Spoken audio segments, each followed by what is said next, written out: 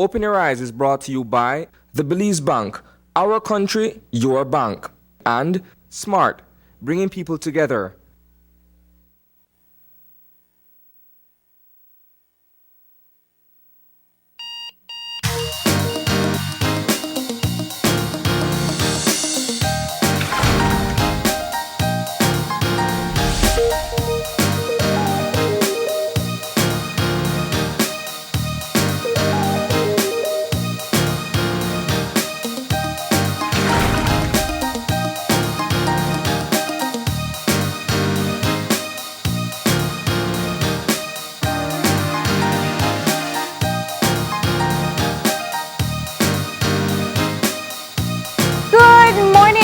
Welcome to Open Your Eyes. Start your morning right. I am John Palacio. And I'm Marlene Cuellar, and thank you for joining us this morning. It is Friday. Woohoo! Yeah, Yes, I saw you take that deep breath in. And you know what? It's a good Friday. It's a Friday before a long weekend Friday. Is. That's a whole different energy. That's a whole different energy. Whole different vibe. Yeah. You know what? In a Friday, you got Saturday and Sunday, but when you got Fridays, Saturday, Sunday, and Monday, woo, there you go. But we've got lots to share with you. We do hope that everything is okay with you and your family. We hope that everything is going to be great for this weekend. And if it is your birthday this weekend, then we want to wish you all the very best. It's going to be good. So what do we have up, Marlene? What's going on? How you been? It's Friday. That's all that needs to be said. You know, we get here on Wednesday, we get here on a Monday, and she would be like, you know what? It's close to Friday. And that's a great way to start your week as per usual. It's a great way to start your day, knowing that, you know what, there'll be a relaxful, it's a relax actually falling into the weekend. And we do hope that whatever your side is, wherever you are, that you've got the same mindset whereby you're feeling relaxed. But if not, then again, we know that everything is for its reason. You do what you've got to do, and make sure that the family is a part of exactly what you've got lined up for the weekend. So sorry, I know I was distracted. I was trying to find That's no problem. a notice. So I wanted to start off this morning making sure that we're very clear. We're going to be checking in on the weather in just a bit.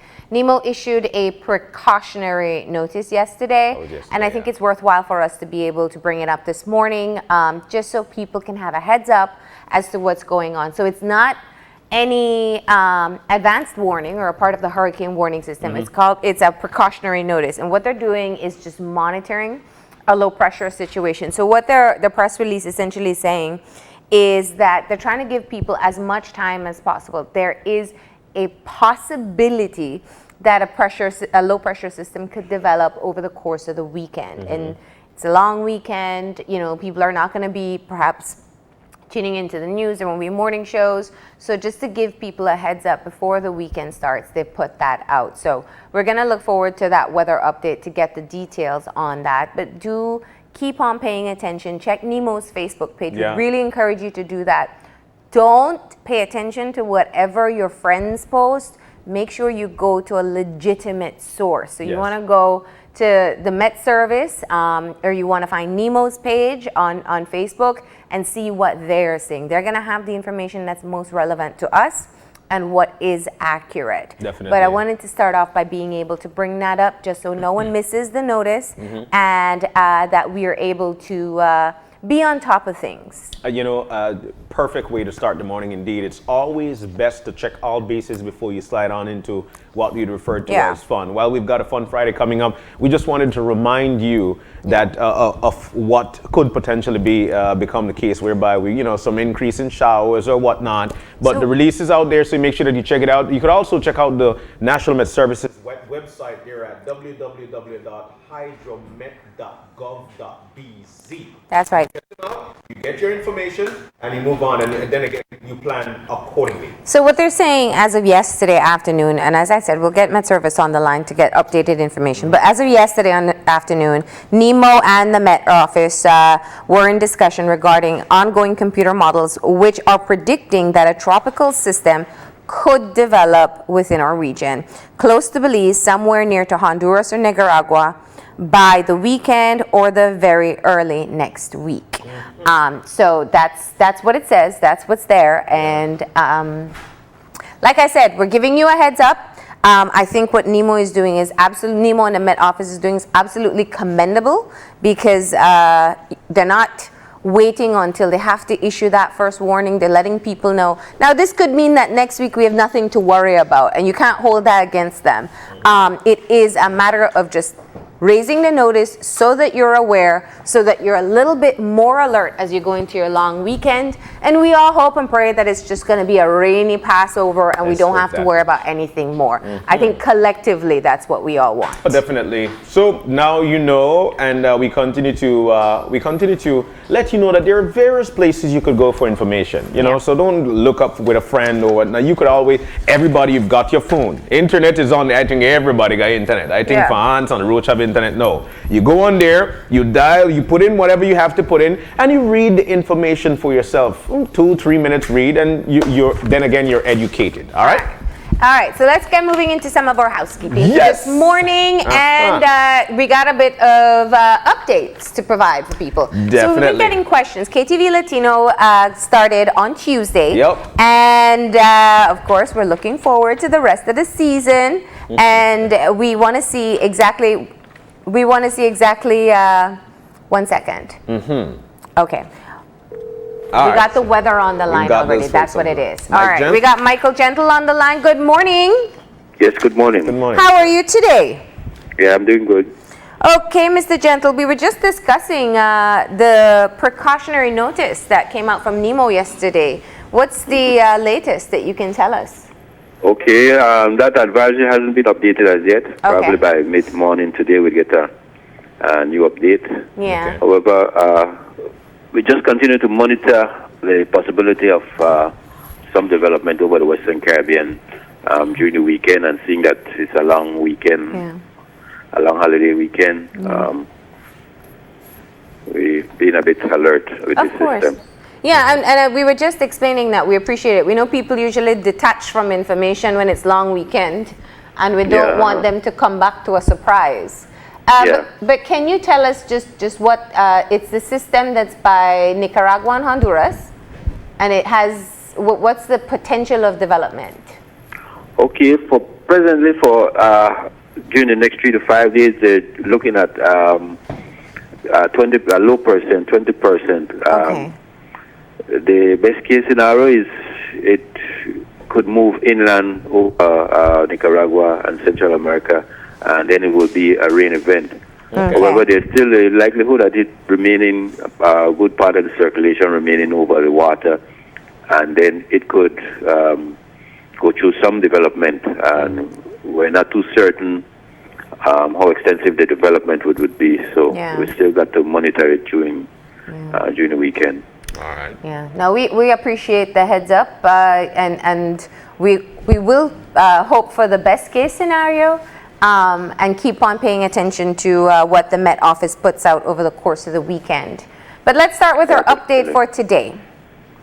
Okay, ahead of this developing system, we have a weak tropical wave over the Northwest Caribbean. We expect it will support just a few showers or isolated thunderstorms, mostly over the heated inland areas today, and over the south for tonight. Okay. And or winds? Okay, we're expecting winds to be from the east and northeast for the next couple of days, 5 to 15 knots today, and conditions will be light chop, that is. Okay. And or temperatures? Okay, we're expecting 86 along the coast today, 92 inland and 80 in the hills. And for tonight, 78 along the coast, 73 inland and 68 over the high elevations. All right. So let's talk about what this low pressure system means for our extended forecast. Okay,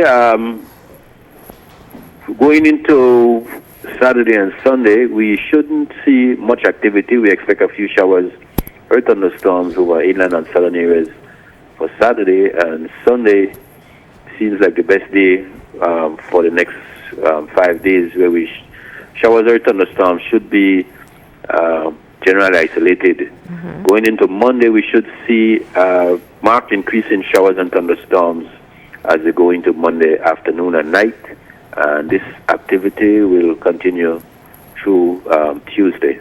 And this is associated with the system moving across the region. All right.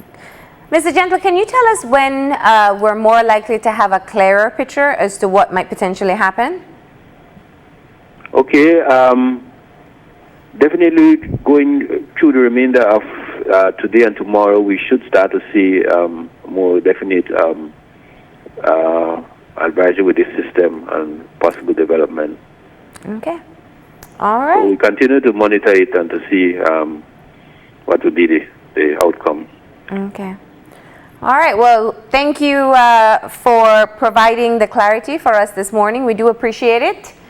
And we'll keep on Okay, you're monitoring welcome. along with you. Okay, bye. All right. Mike. All right. Well, there you go. We've been informed by the National Med Service, the professionals there at the National Med Service. Yeah. Thank you, forecaster Michael Gentle. Yeah. It's always best to be on the alert, Yeah. and best to be on the lookout. We're so thankful that they could be steps ahead of time. Yeah. So people are aware of the current situation in terms of the weather. Yeah. So, I think the precautionary notice is a good step. Usually we wait for the first warning, Yes.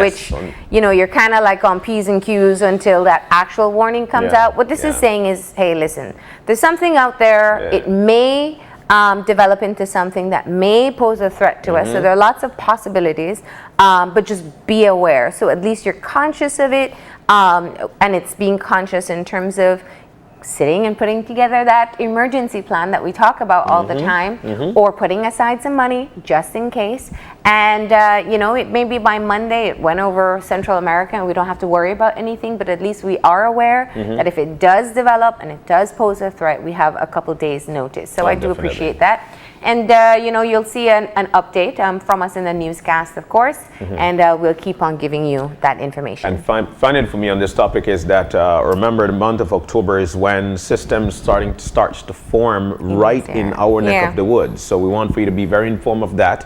Make sure that you've got your hurricane preparedness plan in place, and the family is a part of it as well. What we do know, though, is that the rain is coming. And We know that much. but it seems that we have a fairly decent weekend ahead to, I don't know, wash your clothes, get it out, let it dry, and then head next week start. we'll be seeing more rains. Definitely, So- you get that head start, because, and that's one of the reasons why we share with you the weather. We give you that head start. That you know that you've got things planned for this weekend. You're gonna wash for last night, man. just to say. Hey, listen, nobody wants to wash their clothes, put it out, and then have to go chase and pull it back in because I of the could rain. eat that. Right? Okay. Man, I can remember the days of having to go and pick in clothes like 3 o'clock in the morning because you don't want it to get wet. But that's what you have to do. It's a part of having the fun. right. But yeah. So since we got that out of the way, we wanted to provide that update as soon as we get started, and we got to go back to some housekeeping. So I was saying, Yes. there were some clarifications that we wanted to make about KTV Latino. We Okay. know the season started on Tuesday. We saw Yes. 10 people come out on stage, Yeah. and I know a lot of people have started to select their favorites. Some have been very entertained by some Yeah. in many different ways. I think. But we're really optimistic about this pool of talent because they really seem like they are prepared to compete, and I like that. So the voting this time is a bit different in this season. We have both Digicel and Smart on board. So we're going to take a look at a little clip to help to tell viewers how they can vote.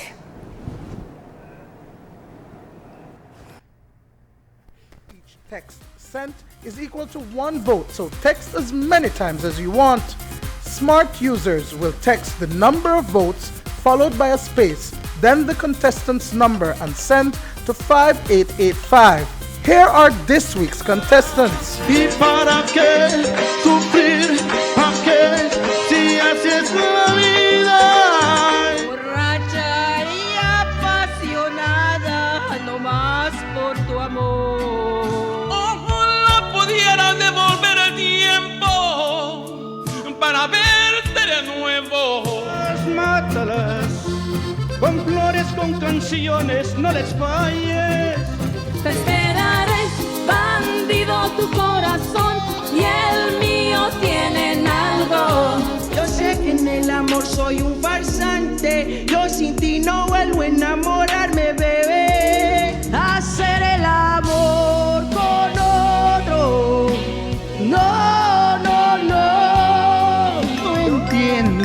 cómo sucedió que el destino de tus pasos me arrancó. ¿Cómo decirle que te amo si me ha preguntado? De aquel amor en música ligera. Remember, voting ends on Sunday at midnight. KTV Latino Season 4. It's hot, it's live, and it's only on 5. KTV Latino. To vote for your favorite contestant, Digi users will text the contestant's number and send to short code 5888. Smart users will text the number of votes, followed by a space, and the contestant's number, and send to smart code 5885. Each vote costs 50 cents. Voting ends on Sunday at midnight. All right. So there you have it, right? What Digi users need to do and what smart users need to do to get in those votes for your favorite contestant. Yep, and I'll tell you what, we've got the repeat. I think it's tonight, if I'm not mistaken. No, The it repeat was is going to be. last It was night. last night. Yeah. Oh my goodness, I missed But you can catch it on Sunday Oh, that's at the best 7 part. p.m. Yes, it's on the internet. Or- It's on the internet. Yeah, you can watch it there. All So there is no right. need for you to say, you know what, I couldn't see it. You could always log on to our Facebook page and check it out. It's right there. It's right online. And enjoy what you've got to offer. Listen to the songs. Check out the performances and you cast your vote. All right? All right, well, let's get moving into our birthday shout out for this morning. And we want to say a big happy birthday to Minette Gillett. Happy birthday to you, Minette. Comes from all of us here at Channel 5 and Open Your Eyes. Wishing you all the very, very best. Loving the hair as well. All right, you got a whole weekend to celebrate. my That's goodness. a great day for 3 you. days, 3 days. And of course, as we said, that greeting comes from all of us here at Channel 5 and Open Your Eyes and your loved ones. And we do want to remind you that if you want to feature your birthday girl or birthday guy on or birthday shout out, then go ahead and send us an email, send us a message on our social media, or contact us here at the office, and we may be able to do it on their special day. That's right. So if it's your special day this weekend, we wish you all the very best once again.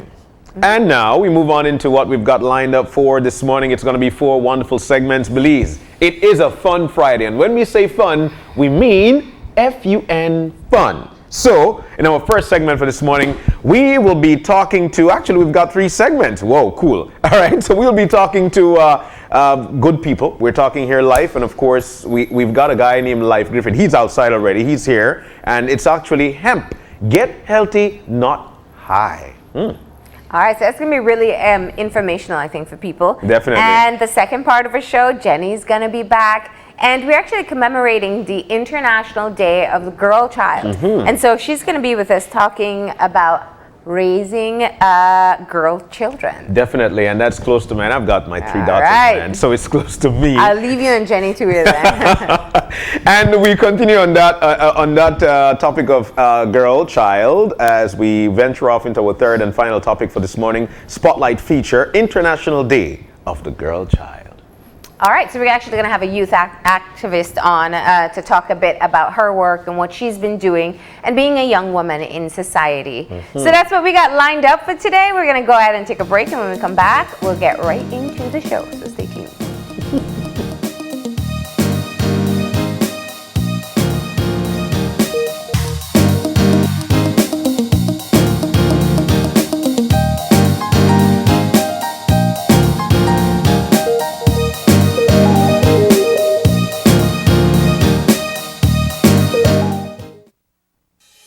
With over 100 years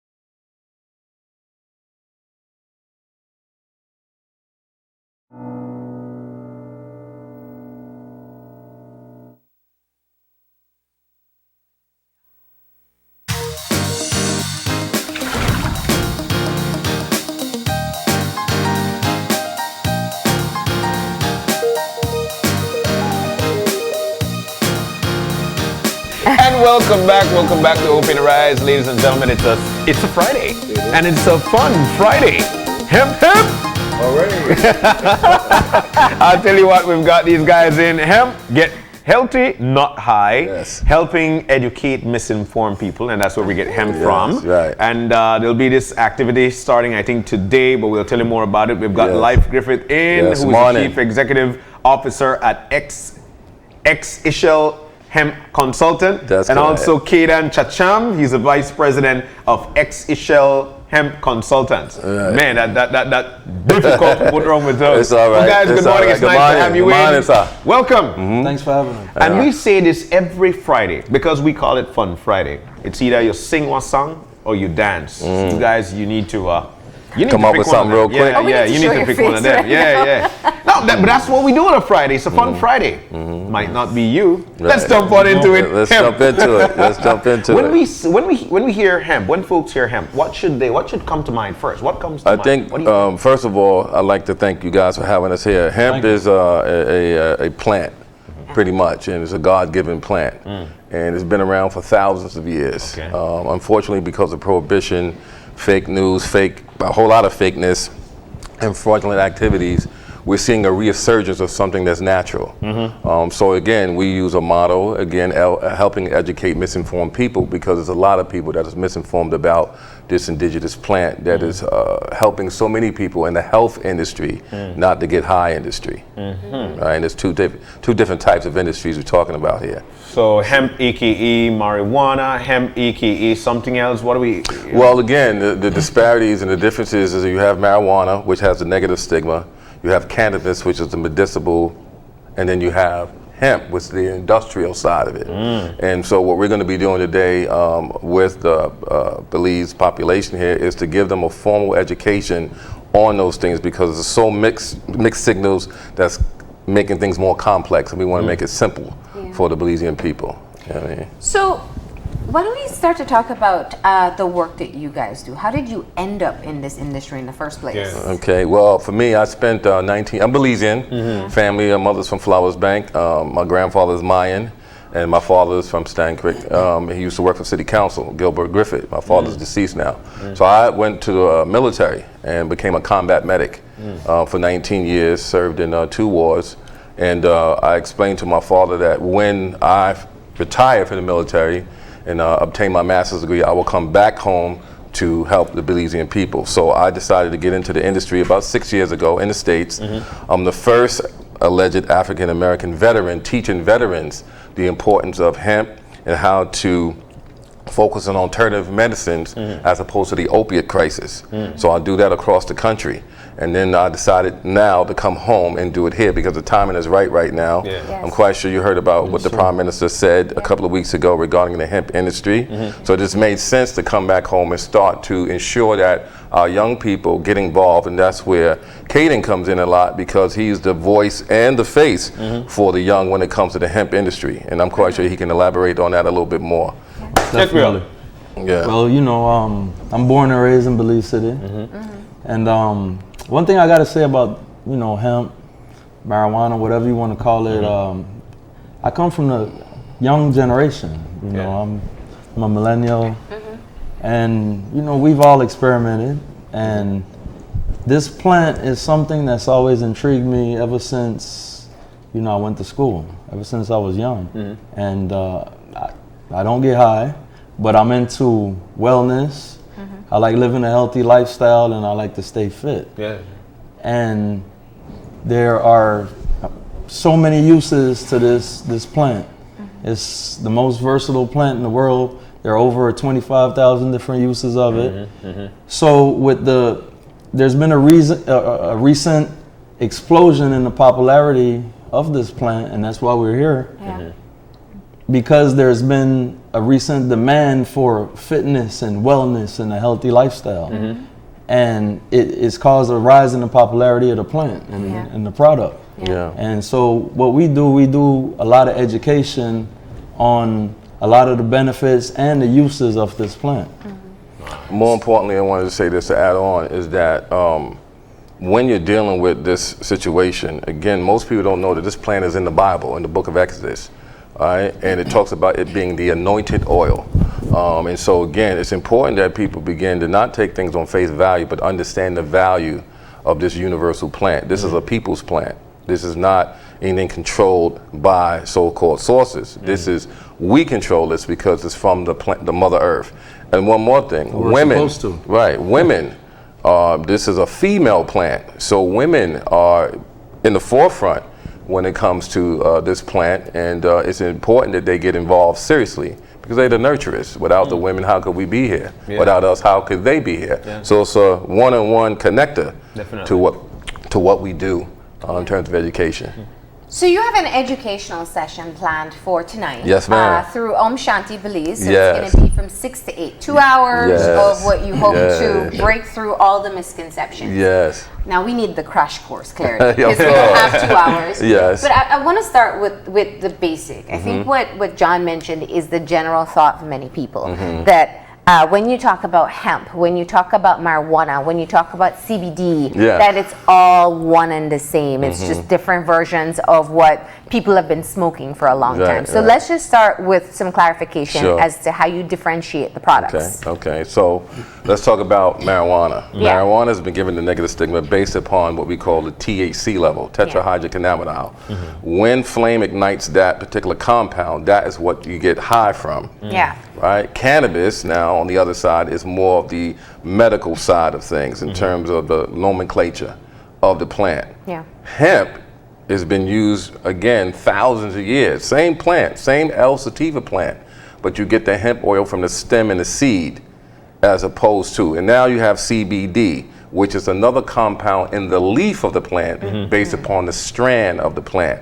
So you have three different strands. You have indica, right, which keeps you mellow, grows kind of wide and short. You have sativa, that's thin and it grows long. And then you have a hybrid, which is a combination of the other two. You see? So again, it's not something that you can just say because the plant look exactly the same like anything else. But understanding the differences, you would have to know the different strands, and that's why testing is so critical. Right now in the States, and even here, you're hearing about this vaping situation, right? How it's killing people, right? Or causing problems. Well, that's because people are trying to get this medicine or this drug, some people say, from the black market, and they're putting chemicals in it. From tobacco to fertilizers, all this type of stuff to extend the high. So it's always important to understand the distinction based upon the label. You should not get anything from the black market, no matter how low cost it is, because you get what you pay for. CBD, isolate, and different things are very expensive because it is what I should say, based upon what's in it and what can be done from it, can actually heal the body from the CB1 and CB2 receptors in our bodies. Now, let me go into it for the crash course, as our friend mentioned. In our bodies, we're all born with this system called the endocannabinoid system.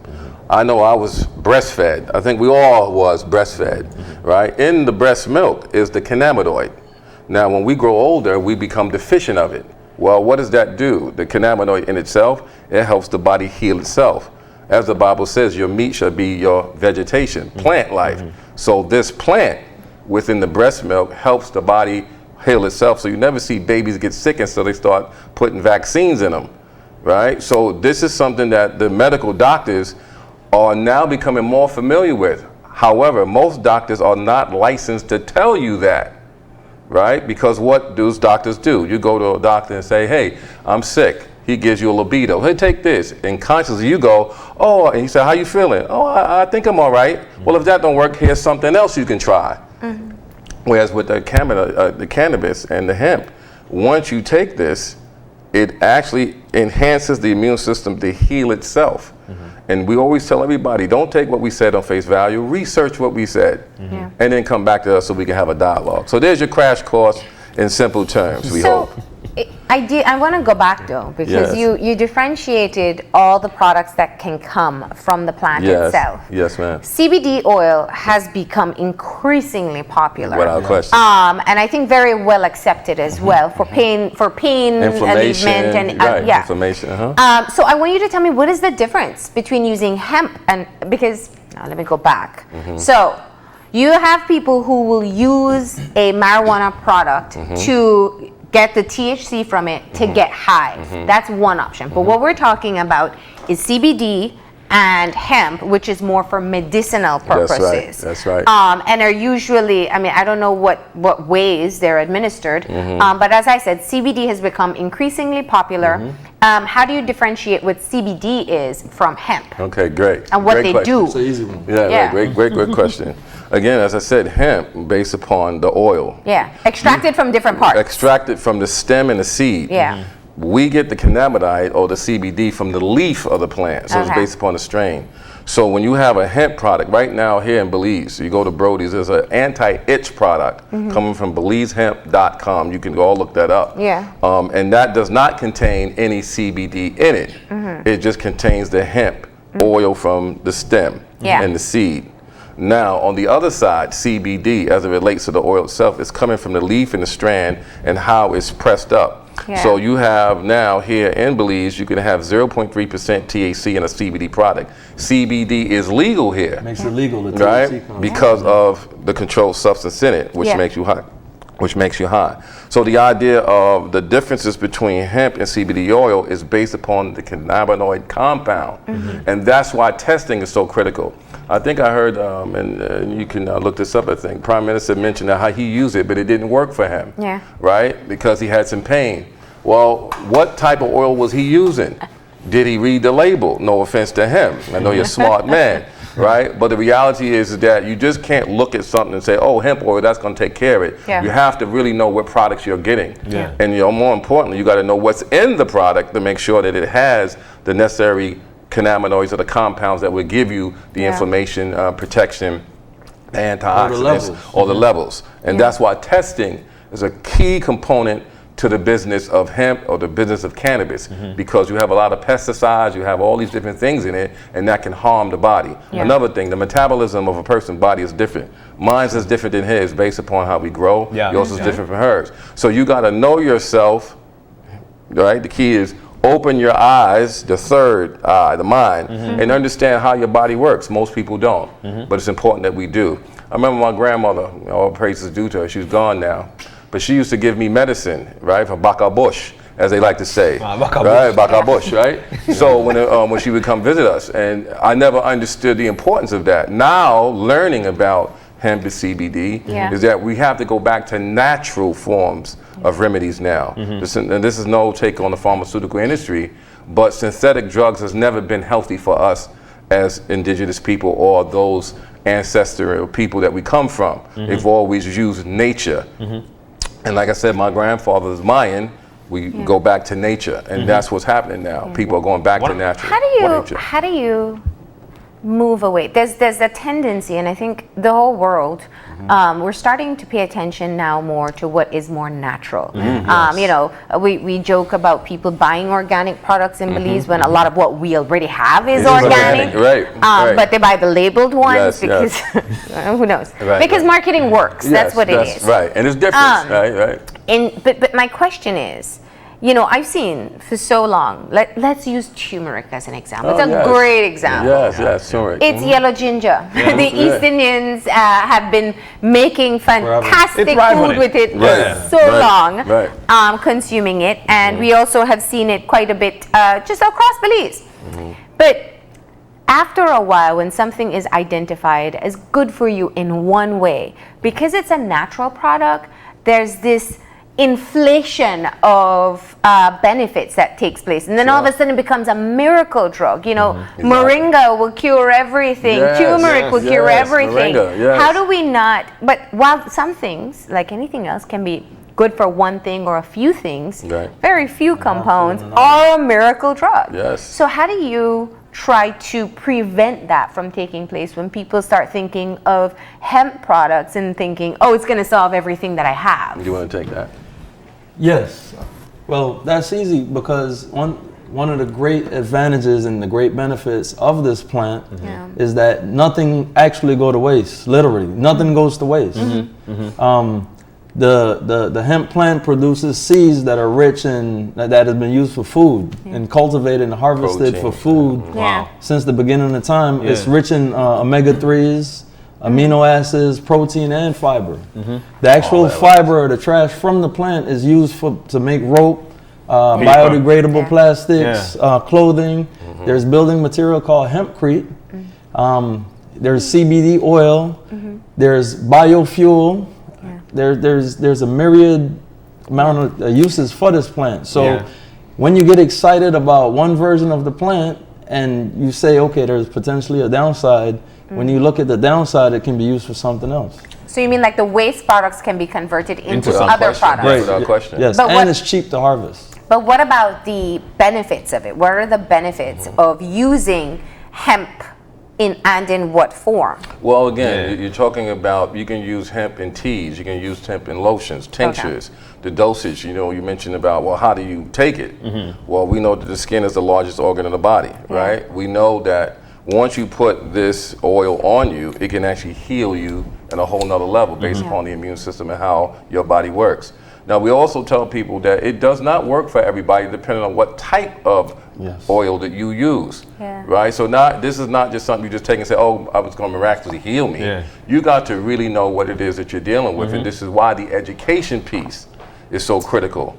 And when it comes to dosage, so we tell people when it comes to dose, slow and low, right? Sometimes you can take a tincture, CBD product, put it underneath the tongue.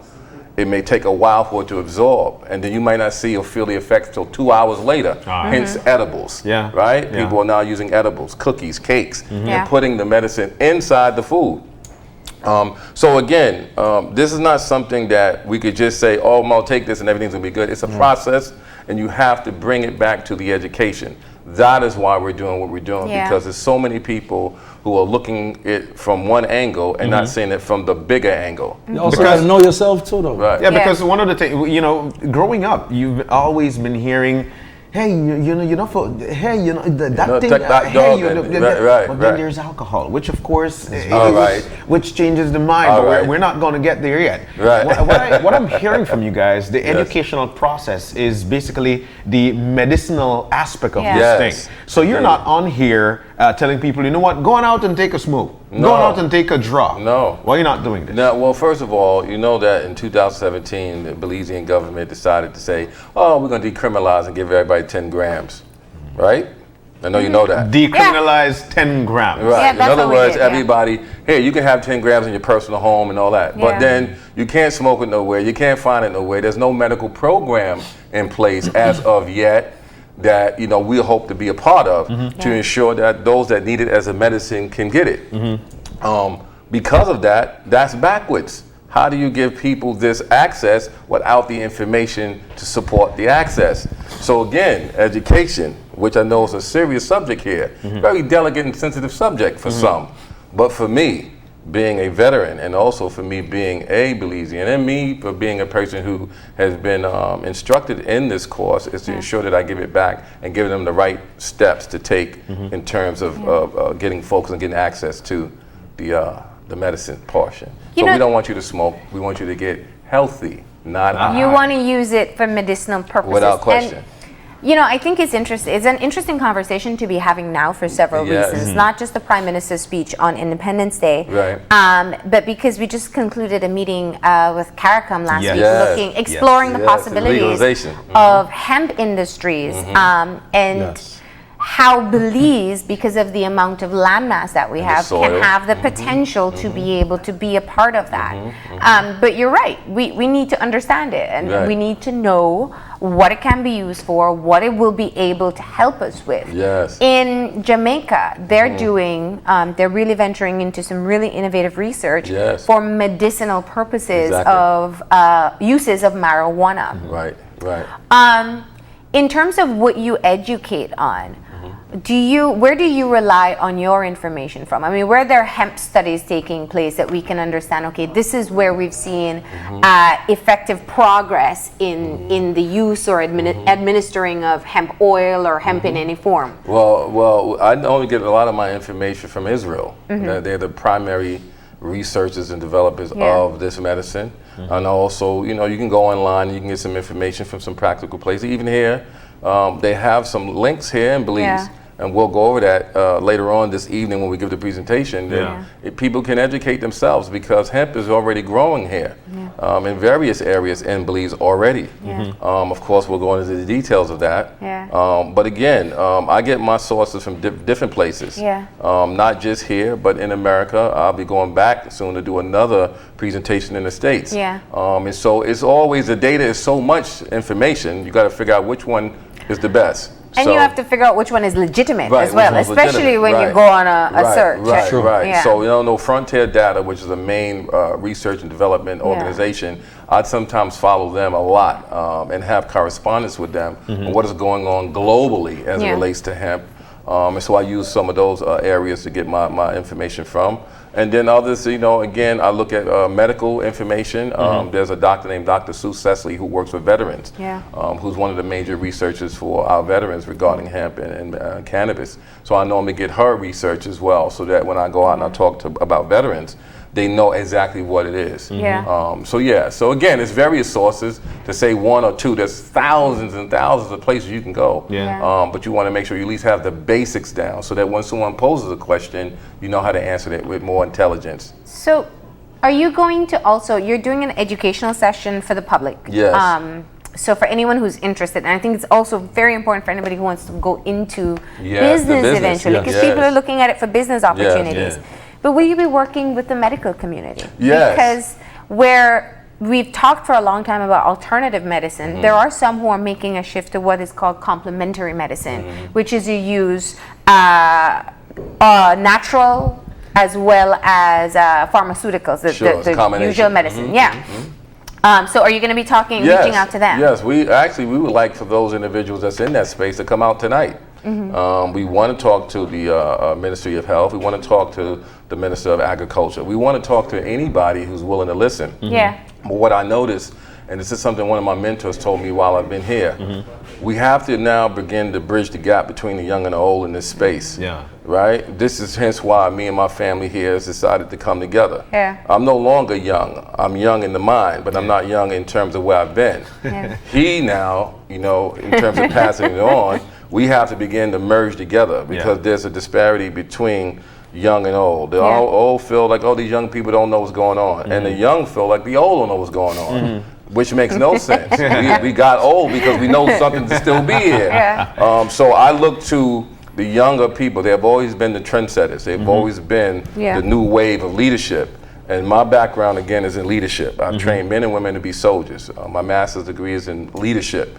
And you lead by influence and by example. And Caden is one of those new evolving leaders we're working together to ensure that we reach all corners of the spectrum when it comes to hemp. So now the educational process is on. Tonight is at Shanti Belize. Tonight is actually whereby you get really, educated on what the process is going to be.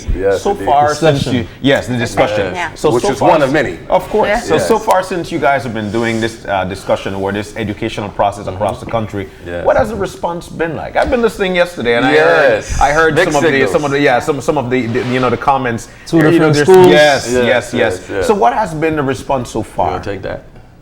Yes. Well, you know, with anything new or anything in general, of course, we're not dealing with something new. This is something that's popular again, and something that's on the rise. It's explosive, it's interesting, it's intriguing.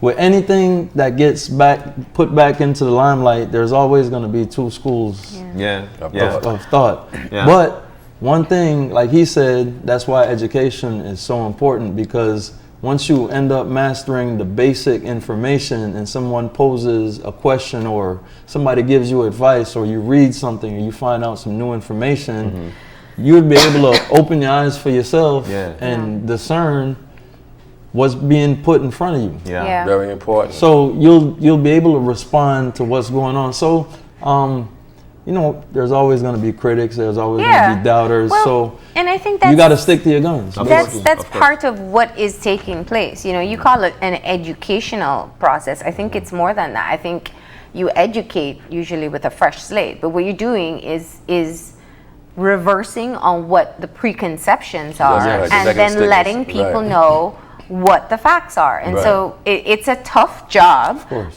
because some of these perceptions that we have are ingrained, and you can't really move away from it. People will always think, because we were raised to believe that marijuana is a Negative. drug, Right. and maybe 2 generations later, because they're living in a different time, it won't be. So when you want to talk about hemp now, it's about understanding that people will still see the connection to it as a drug, and will be naturally fearful of addiction problems, of other health problems that may come. Well, change in general. Yeah, we're all resistant to change. So let me get that question out of the way. You very clearly say you're not talking about getting high. Exactly. Right? Yes, ma'am. So what's your primary focus in terms of where you think people can and should be using hemp? Well, again, let's understand something about the primary focus for what we're doing. Is to, again, open your eyes and understand that if you take something on face value and don't understand the value, you'll be disvalued. Right? That's number one. Number two, all education ain't good education, right? Some knowledge ain't good knowledge. It's just not going to take you where you want to go. That's the difference between politics and politricks, right? I can tell you something and feed it to you so much, and you believe it, right? Because that's what you hear. Right, but if I research it and do my own due diligence in terms of what I have to do, I may see something totally different, and that is what we're striving for. We're not going to save everybody with this knowledge. We know that some people are just mentally focused on what they learned as young people from the old aspect. My thing is that once you do that, you do yourself a disservice, and we're not here to provide you a disservice. We're here to provide you a service. Once we give you this education tonight, it's up to you to take it to the next level now. And that's really contingent upon us working together for a common cause. And what's the common cause, especially now? We have young people right now. They just did a forum here for young people in terms of criminal activity and what's going on in crime. Well, why is crime so rampant? Not just here in Belize, across the world, because we talk about opportunities, right? We talk about where's the young gonna be. No one's going into the trenches to get those young people out of that, right? They're just not doing that. And if you're not doing that, you're serving the youth no purpose. So we decided, even with our management company, Hemp, High-End Music Partners, right? Everything is hemp. Everything, right? We're not here to force feed anyone. We're here to give you food for thought, food for nourishment, definitely, for the healing process of your own self. Again, your own situation. Yes, and that's what we're striving for. All right. So who can attend later on tonight? Everybody? How do you do it? How can you do it? Anyone and everyone. This is open to the public, and it's geared towards the Belizean people. Period. We have an obligation and responsibility, not just as leaders of industry. We have a serious responsibility for the upliftment of our race in terms of the goal. We're not talking about black or white. The race to get to the end goal. And what's the end goal? To take what we've known, pass it on to the young, right? And once we do that, now we're preparing ourselves for new leadership. 2020, next year, elections coming, right? Vision. We can't do it the old way anymore. Recently, I've been driving around and just couldn't see what's going on. I happened to see Old Belize. Very serious symbol there, Old Belize. We're now in the new Belize. And who is going to be able to take it to the next level? The young people. The young people, The young people. This is nothing against the elders, but we got to have their guidance and wisdom. But we have to have the understanding of the new wave that's coming. And if they like it or not, the youth is coming. And my job as a responsible Belizean is to pass that on to the young and make sure they got it right. I have one more question. Yes, just ma'am. looking at the fact that this is an industry that Belize is open to Yes, it officially. is. Oh, yes. It's official. And so I think one of the concerns that people have had as a public is, are we going to open this door to foreign investors to come in and establish hemp industries? Are there Belizean companies? Are you interested in establishing industries in Belize for hemp? And is that part of why you're doing this educational process now? Oh, yes. As the Prime Minister mentioned, verbatim, there are foreign investors lined up. Well, we'll just say that there are foreign investors already investing in Belize. Wow. That's a fact, and you'll come to find that out later on in tonight's presentation. And more importantly, yes, we want to get involved. We want to make sure that our hands are on the ground with this, because for what I understand, although there have been conversations in the past, I know there was something going on last year with the committee, the hemp committee, Baja, right? They're the guys and ladies that are running for licensing and all of that. We want to make sure that we're involved in that, because again, they may not be able to come into the community to do what we're doing.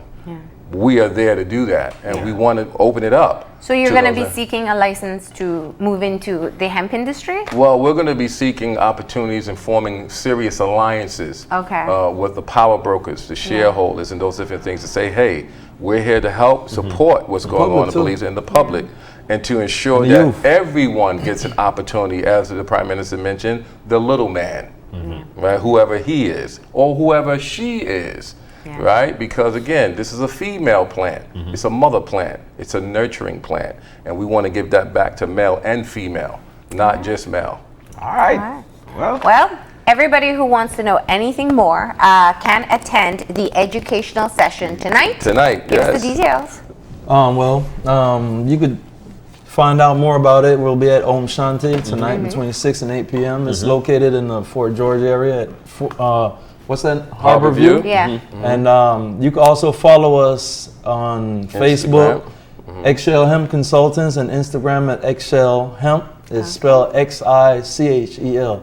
Eggshell. The mother goddess. Mayan of medicine. The Mayan goddess of healing. And the educational session starts at 6 tonight. 6 tonight. Yes. You have to pay to get in. You just walk there. Well, we have it's $10, Belize, to get in, but for those senior citizens and veterans, it's free. And we would hope that they come out as well too, because again, the older population do have a negative stigma on what this is about, and we want to open their eyes to realize it is nothing negative about healing yourself. Well, thank you for coming in and giving us Thanks a for having crash us. course. Life and Kita. Yes, man. We are going to go ahead and take a break. When we come back, it's time for Brock It Down with Jenny. So please stay tuned.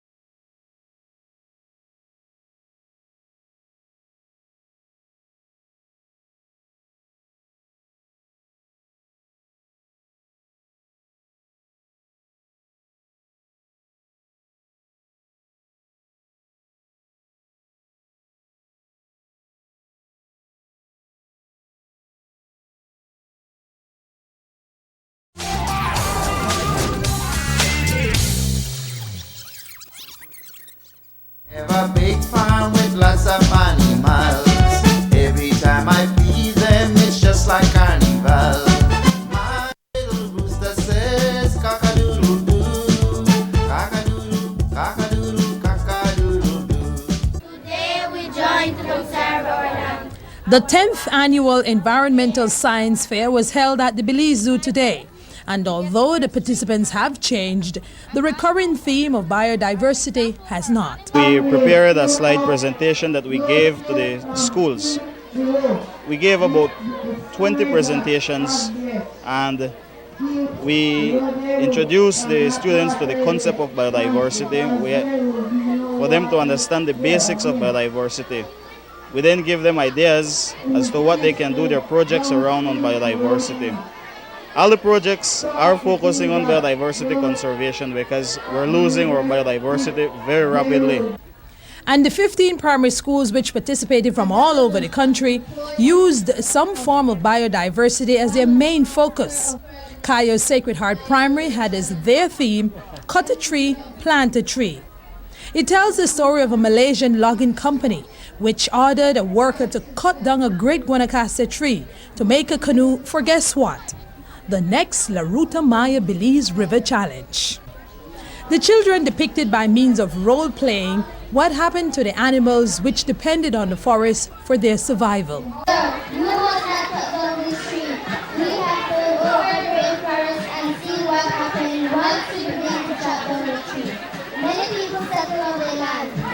Fires flared on their bush, and soon the forest appeared. There once was like a beautiful, only dark and smoldering trees reigned.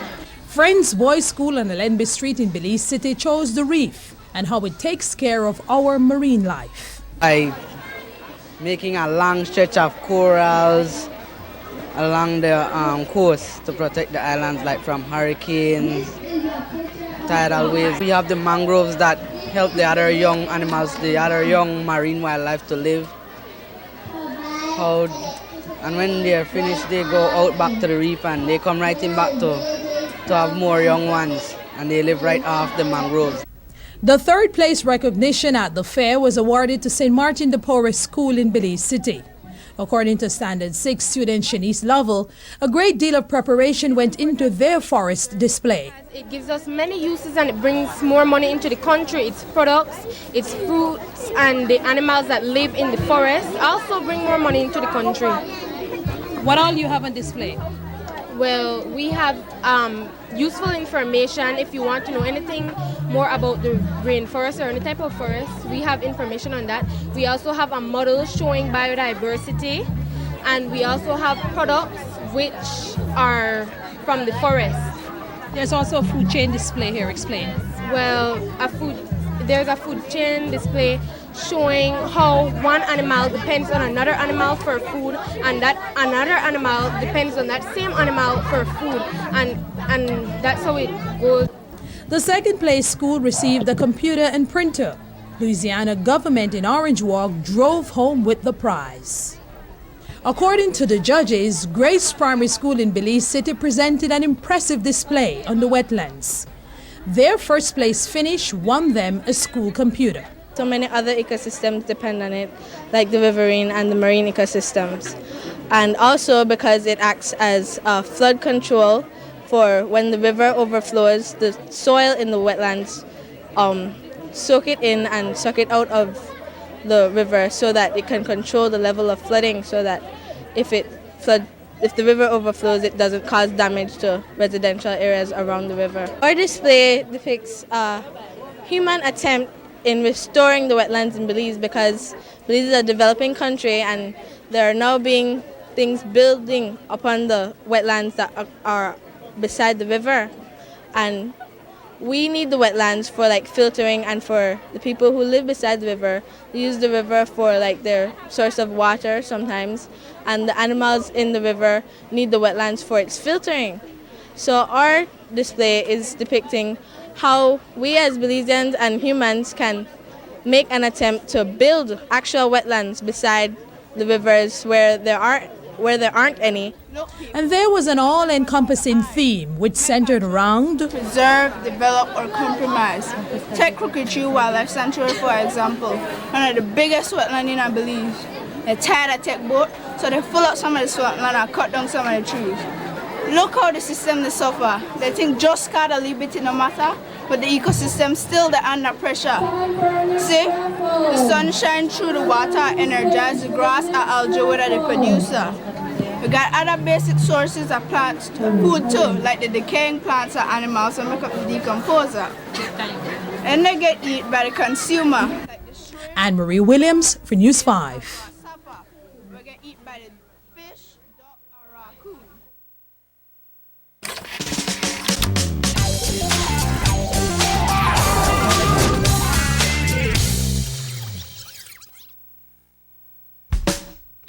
These are the people who I want to appeal to. Make those little slips. It happens. You have to have a plan to manage your problems effectively. How are you going to do it? Fall off the horse? Jump right back on. And we are back, and it's time for Brock It Down with Jenny. Good morning. Good morning, Jenny. Good morning, Believe. You know, I love your colors, man. Yeah. You're looking lovely. Thank you. You know, this is a topic that is dear to everyone, dear to our country. Especially to John. Yes, I've got my 3 daughters. You have 3 girls. I've got 3 Aren't girls, you 19, fortunate? 9, and 2. Wow. So, you know, just looking at what the topic was going to be, I was like, you know what, this is definitely one dear to me. Raising the girl child, and Jenny is here to tell us all about it. I'm excited about this, but I got a lot of flack. I needed to know I got a lot of flack. Why? Because everybody was like, well, what about the boys? What about the boys? But I work with boys. I work with boys. And I have nothing against boys. I hope everybody knows this. Yeah. But I'll tell you, turn to the next slide. If you So we're at slide educate number a 2. girl, if you educate a girl, you educate a nation, because she passes it on to her children. And her children then become empowered. And that's how you do nation building. Yeah. We don't want little girls going out there and getting pregnant just because they're not thinking or nobody has taught them anything. Yeah. All right. So it's really, really important. But today is International Day of the Girl Child. And that's why we are going to explain that is why this is our focus for today. It is International Day of the Girl Child, and you're absolutely right.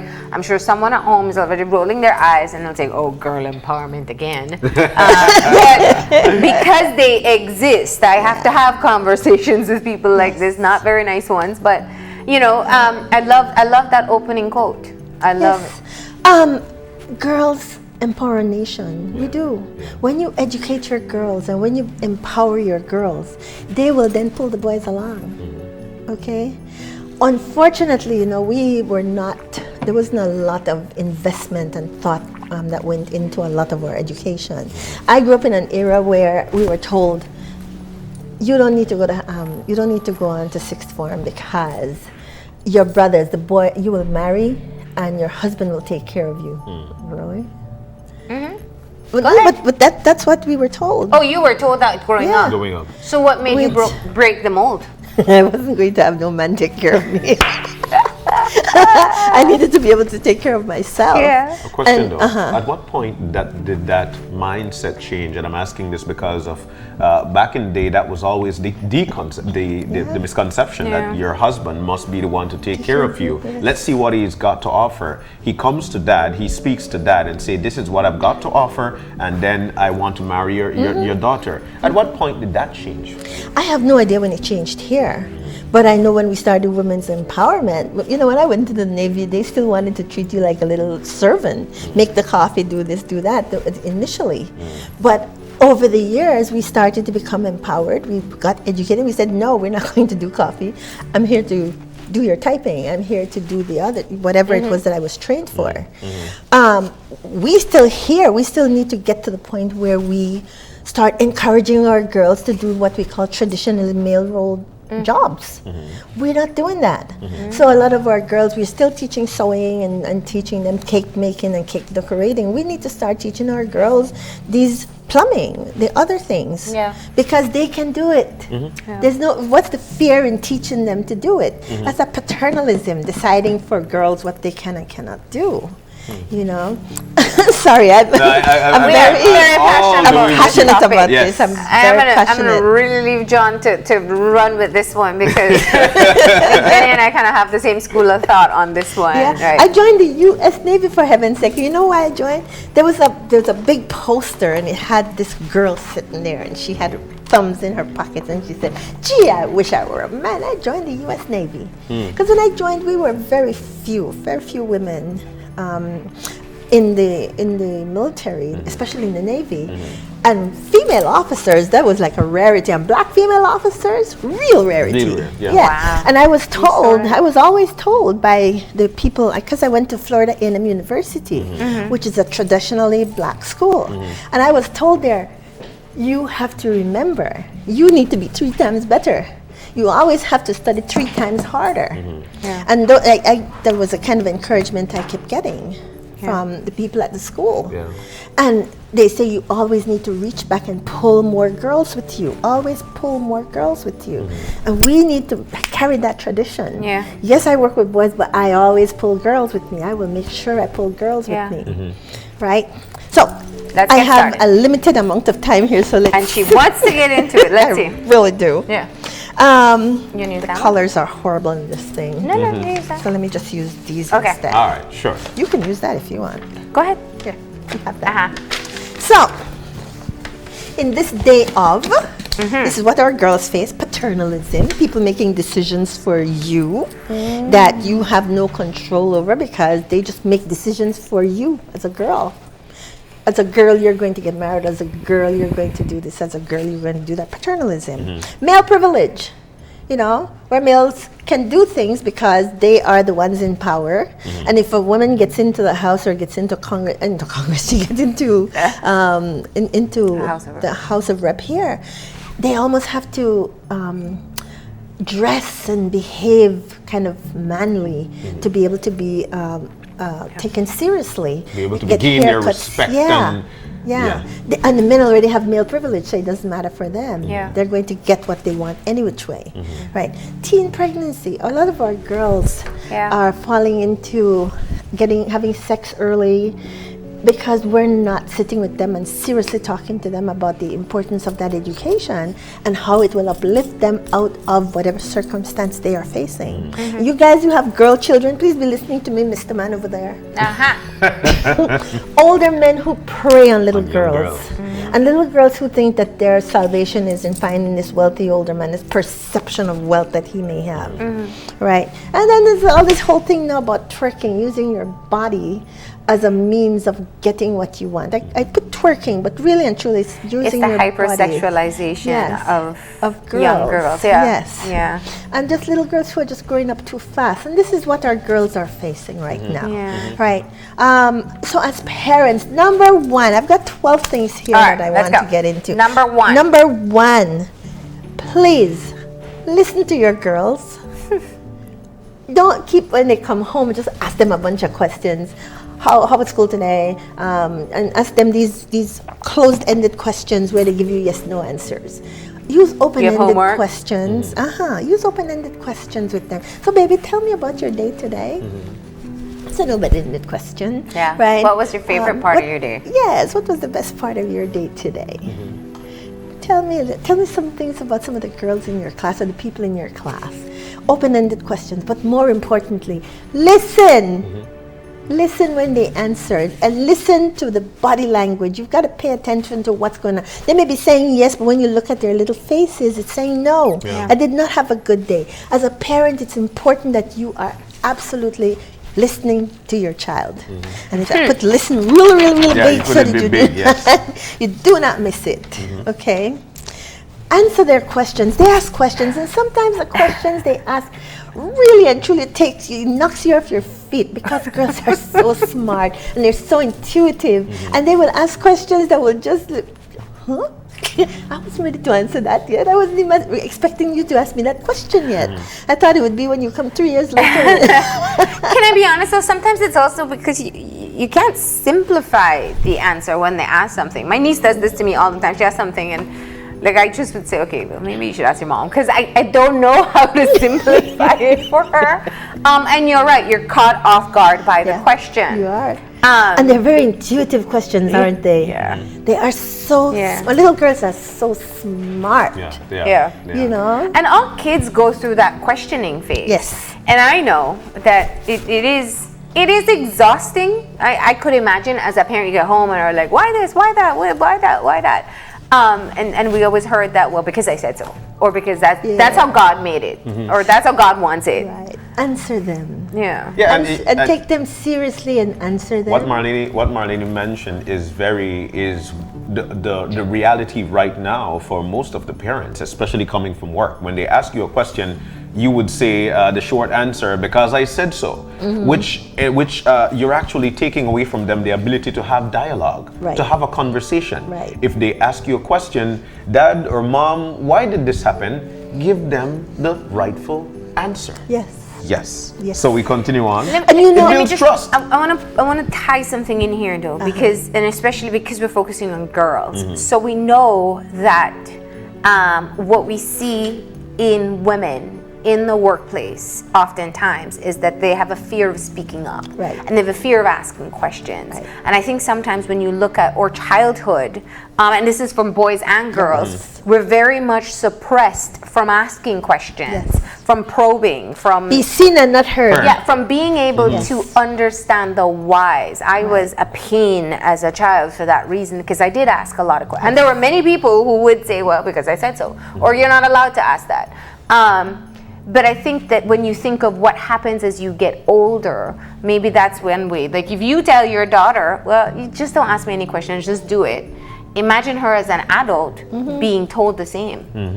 In the workplace, if she's a public officer being told to do corrupt stuff, and she's told the very same thing, just do what I say. Just do what I say. And when we put them in a do what I say situation, we're actually building them to be praised. They're not able to speak up for themselves. So they become a prey. Somebody see them, that's a prey.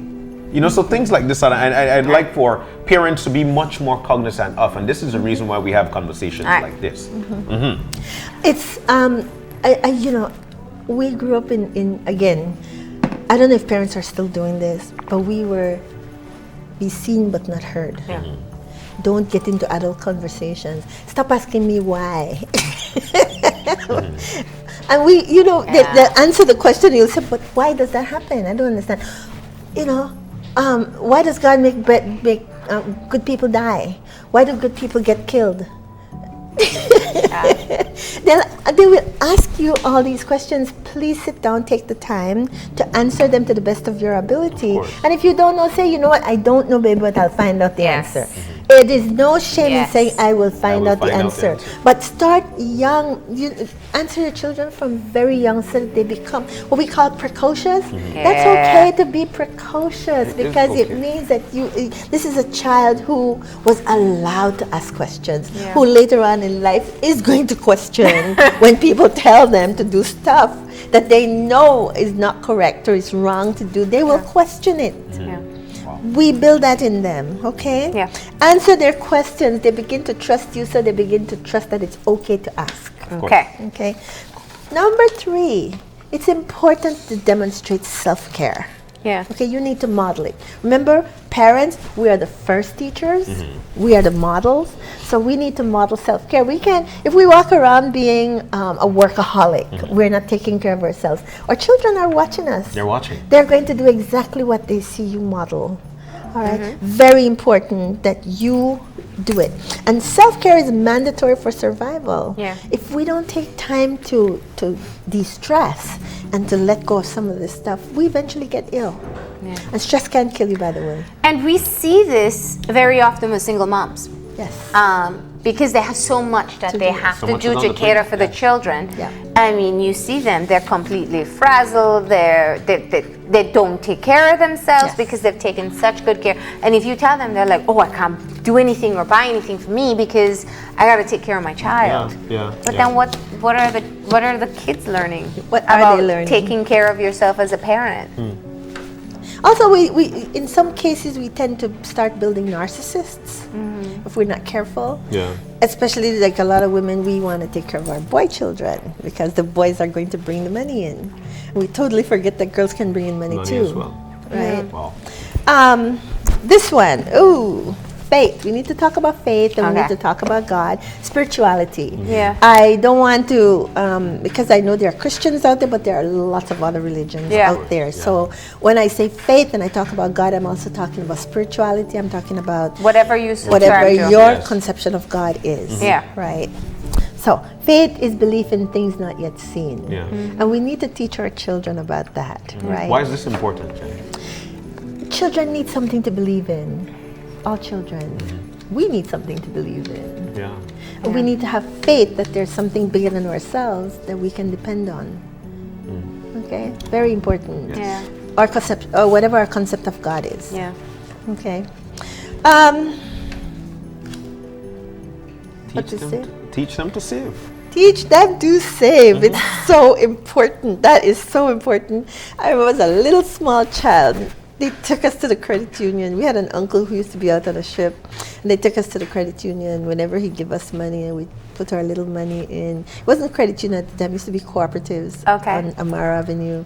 But you take your little money and you put it away. And we learned that whenever you got money, you could get a quarter of it, but the rest of it went into savings. Yeah. Right? Yeah. Teach them early. They will not depart from it. Saving is a learned behavior. So what's your response if somebody would say, you know what, you're only talking to a selected few. It's not everybody that is able to save. How do you respond to that? Everybody needs to save. You take 10% and pay yourself first. Pay yourself first. 10%. Put that 10% into savings. Because when you get older, you will need that money. Yeah. Put it in there. It's a shift in perception. It's not that you can't. And I know that's a hard thing for people to believe, but okay, if you don't buy the junk food that you did, or if you made a sandwich, instead of buying one meal, you can save $10, and just $10 a week. Yep. If you put 10% of your paycheck away, you are paying yourself. That's what you're doing. But teach little kids very early to take and put that portion in savings. You know, and I'd like, just to add on it, I'd like for parents to know as well that saving can become that ultimate style. It could become that, just like that pants that you're wearing, because it's the style. Teach the child that saving is a style. And once you've got that style, you'll always be in style. Yeah, it will be. Yeah. We learn very, very early. Yeah. Very early, and we need to go back to that. No, Because I our see this parents used to do clearly. it. I see people who have great saving practices, like it's just automatic for them. They started when they were young. The parents encouraged it when they were young. When they were young. And people who didn't have parents that encourage it, it's reconstructing the brain to understand that you need to and you can and you must. Yeah. This next one coming up is a favorite of mine because I love to see a facial expression when you share your story with them. A family story, something that happened all the way back. Yes. My wife would say, okay, back in Benke, we used to do this, then I would counter that and tell them, well, in PG, we used to do this. Then the facial expression would be like, and that's healthy. It is very healthy. Yeah. Very, very. Just one more thing before we run off on the savings. Have a little jar.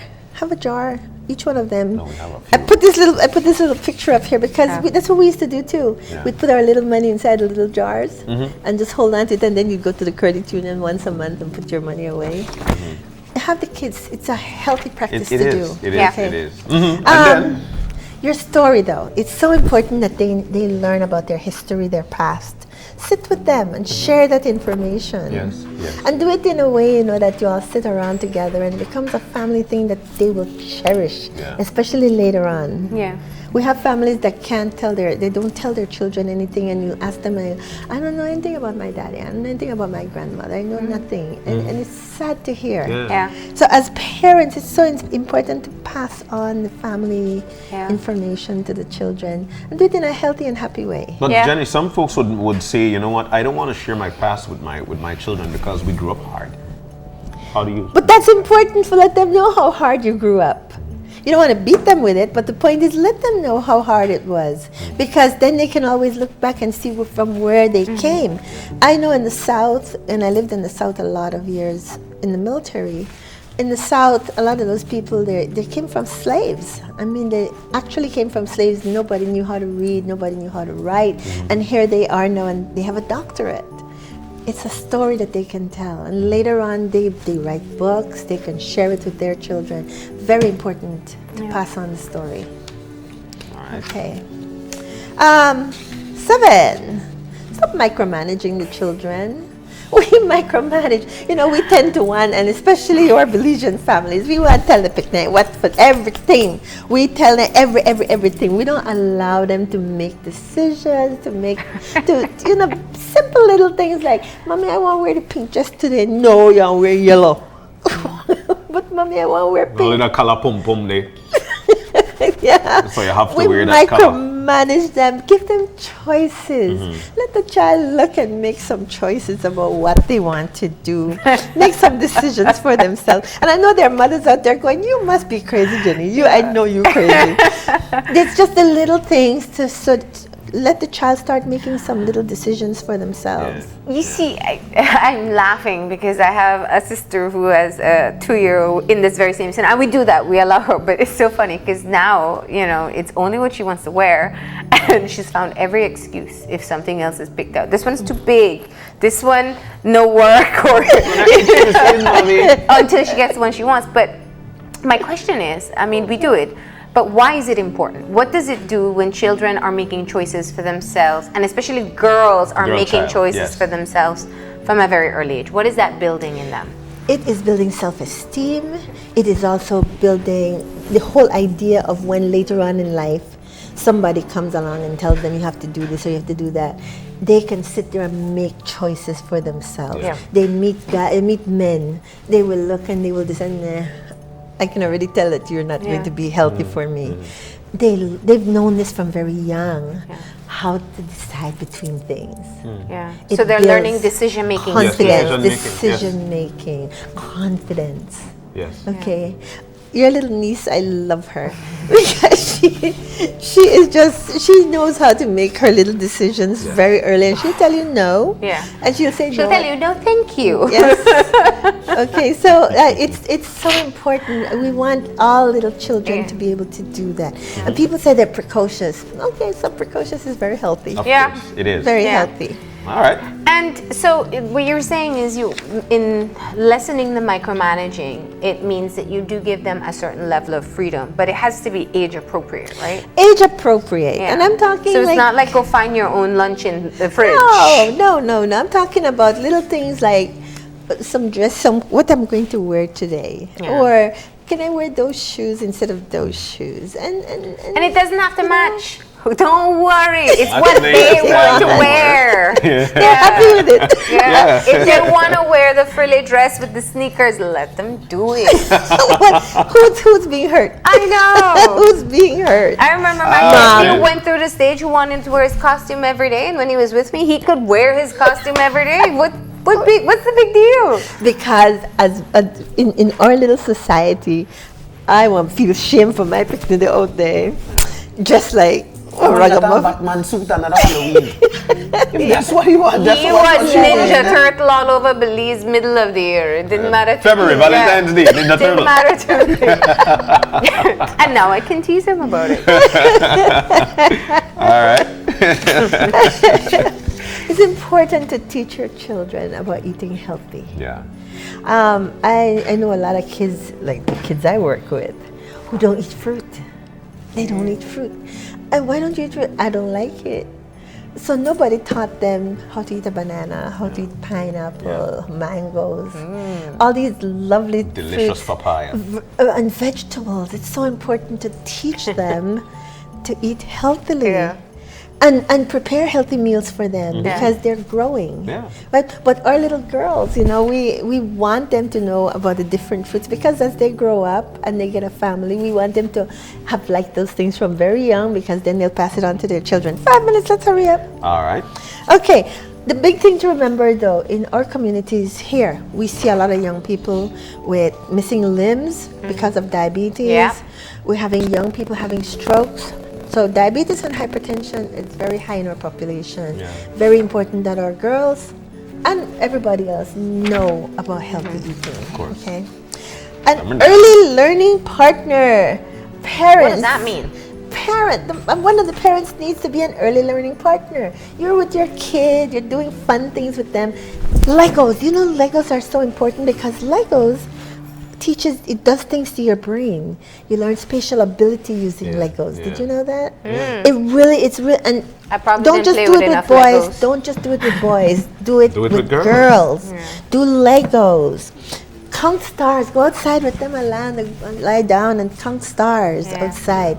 Go do things with them that will teach them. One, it teaches having company with them, but it also teaches them all kinds of things that expands their brain. Okay. My 2-year-old would look up and see, Daddy, moon. Yeah. And there's so many things that she could think just watching the moon. Yeah. No, that's lovely. Go to the library. Accompany them to the library. I remember they used to take me to the library. I used to all the books. As the books came in, I wanted to be the first one to get to those books. You know, reading becomes so important to the children, and it helps later on in life. Yeah. It really does, because she passes that on to her kids. All right. Take vacations. Take the kids. You go with them. You take a family vacation, and it doesn't have to be expensive. I was gonna say, it really doesn't. It doesn't. Yeah. And they don't have a lot of time to go into that, but you can very take the bus and you important. could go to Cayo. You can take the bus and go to Cayo. You could, There's so many things that we could do right in our little go to community. Old Belize. Yes. It's close enough. You get a beach-like experience closer to home. A vacation is going over to a friend's house and doing something with the entire family as well, and it does wonders for these girls. Especially those people who have the big pools, you know, the pools blow that they fill up, the blow-up ones. Just go over and have fun. Save up and buy one for your family, you know? Okay. Educate a girl and give her a way to be independent. Very important to educate our girls. Read to our girls. Read to them when they're babies. They love it. Little girls love to be read to, and then they will start reading. And when you have another child, they will read to that child. Okay. Start early, because it becomes a habit if you start early. Educate a woman and you educate a family. Educate a girl and you educate the future. Wow. Okay. I love this, Jenny. Love it, love it. Educate a girl child and give her a way to be independent. Yeah. And let's just clarify here, because I'm sure some people who are still ingrained in previous cultures may think that the idea of an independent woman means that you're moving away from some of the norms of marriage and families, but that's not the case. No, it's not. It's just making that marriage stronger. It's two strong people coming together rather than one dependent on another. Yeah. And that just makes for better possibilities for the children, for the future. Absolutely, absolutely. And honestly, when you invest in that girl child, you invest the time, the energy, and you work with your girl child. You have two strong people bringing up the children. It's not just one. You know. And I'm not beating homemakers, because when you're at home, you can do the same things with your girls. Of course. And your boys, but the girl child. Can I just throw one in, because it's just one thing that I was thinking of. Watch your language when you talk to girls. I know. And I'm not talking about don't cuss. I'm talking about watch how you are in what you say and how you describe her and how you interact with her, reinforcing all the old-time traditions of gender roles and women are cleaners and nurturers and men are adventurers. Just watch your language. It's not about, girls aren't bossy because boys aren't bossy. When's the last time you watched a little boy and said, oh, he's bossy? You don't. Well, we But you said do that say about that to a girls. girl. Yeah. And you don't tell a So boy. true. So true. You don't tell a boy when he goes on the slide and gets scared, calm down. You tell him, go down. Go down. But you'll tell a girl, oh, be careful, or don't go up there, you'll hurt yourself. Well, we start all right when they're born. We'll take the boy child, we throw him up in the air. We'll take the girl child, and we go coo coo coo coo coo. I'll tell you even more than that. I think one of the studies that was done in Belize on breastfeeding, more girl child babies were exclusively breastfed than boys. And so I think it shows something for both sides. I mean, it's more nurturing to girls and less boys. But I think both equally deserve it. But you don't want to be to the point that you start to enforce these gender norms from so early, and it's harder. And then they go to school and it's reinforced because you might try your best to keep them open, and go to school and teacher and the system tries to put them back into that. And that's where they spend a lot of time. Yeah. So you're trying to teach them something at home. They spend 8-9 hours at school. Yeah. Then they learn something else. Then what? So that's why you have to keep reinforcing it at home. You have to keep reinforcing it. But if you hear those kind of things, you really need to stop with teacher and go talk to teacher. Because yes, in the school system, we still the girls sweep, the boys lift the chair. You know, I remember when I was in school having a huge fight with the principal because I didn't want to do sewing. I wanted to do woodwork. I had no interest in sewing, but because I was a girl, that was the class I had to do. I still ended up having to do sewing. And I was horrible with sewing. I could not do it.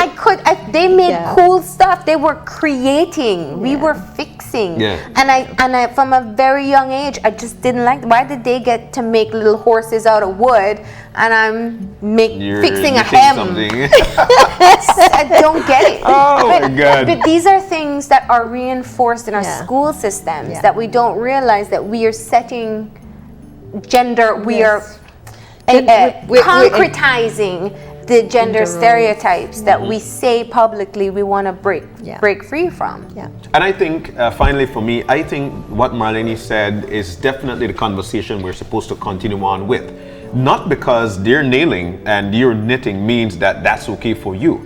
If you feel like you want to nail, then go ahead and nail. And if you want to knit, go ahead and knit. The conversation, these conversations must continue so we could break that trend of girls knitting and boys nailing. There we go. And please, let's stop with the cake decorating and the other stuff. I want the boys do mechanic, and then the girls go to cake decorating, right? I'd love to know what's wrong with my own car. Yes. Just drive. Know what's going on with your vehicle. Powder-puff mechanic. Speaking of that, finally for me, yesterday, I don't remember where I was, but there was this freight truck coming, and a lady was driving it. I felt so love it. Nice. Oh wow! No old lady drive the big truck. But you know what happened? Listen, let me tell you. My truck, I was driving along and water started coming in, so I stopped in and I bought one of the seals, right? And I pulled over to the side of the road and I climbed up on top of the truck to go put it. 4 guys come running. Miss Jenny, what are you doing? All right. Putting some silicone. Yeah. Let me have that. And everybody was grabbing at it. And I'm grateful, but I'm perfectly capable of changing a tire. I know how to change a tire. I know how to silicone my your glass. I know how to change my oil. I know how to pump gas. There's a lot of us who know how to do this because we were interested. But teach our girls it may take me longer things. to loosen the nuts on the tire, but I can do it. Here's the thing, because I know how men feel about it. It's like, oh, well, you don't. They feel like they're not needed, and listen, you're grateful for anything nice that someone does for you. But I don't want you to do it because you think I can't do it. Because I can. If you want to do it to just be nice, go ahead. Fine. But don't do it because you think that you're supposed to and I'm not. Exactly. Well, we got to stick a pin there. Okay, we just there. Jenny, we want to thank you so very much. Upset the patriarchy again. I know. We want to thank you so very much, Jenny. It was a wonderful time. Then again, dear to home, and it is having that conversation with your children, having that conversation with your girl child. But we need to take a break, and coming up in our next segment, International Day He's just thinking of what all the men are going to tell us. We'll take a break, and we'll be right back with our third segment. Stay tuned. These are the people who I want to appeal to. Make those little slips. It happens. You have to have a plan to manage your problems effectively. How are you going to do it? Fall off the horse? Jump right back on.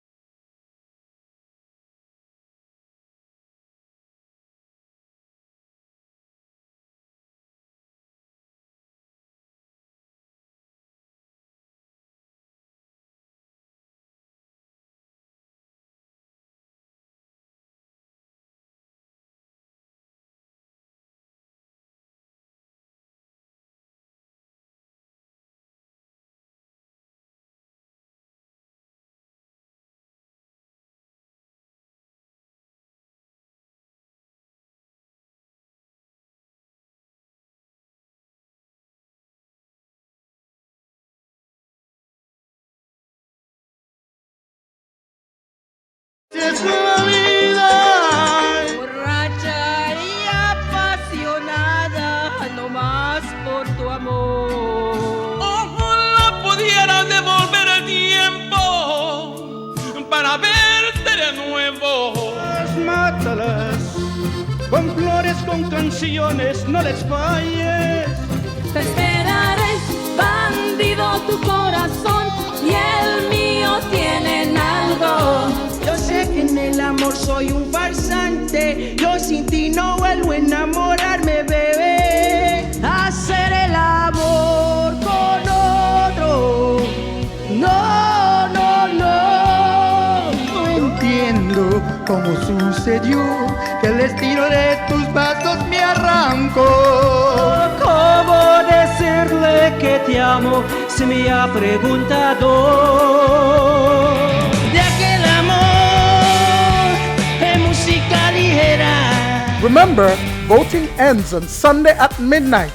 KTV Latino Season 4. It's hot, it's live, and it's only on 5. KTV Latino.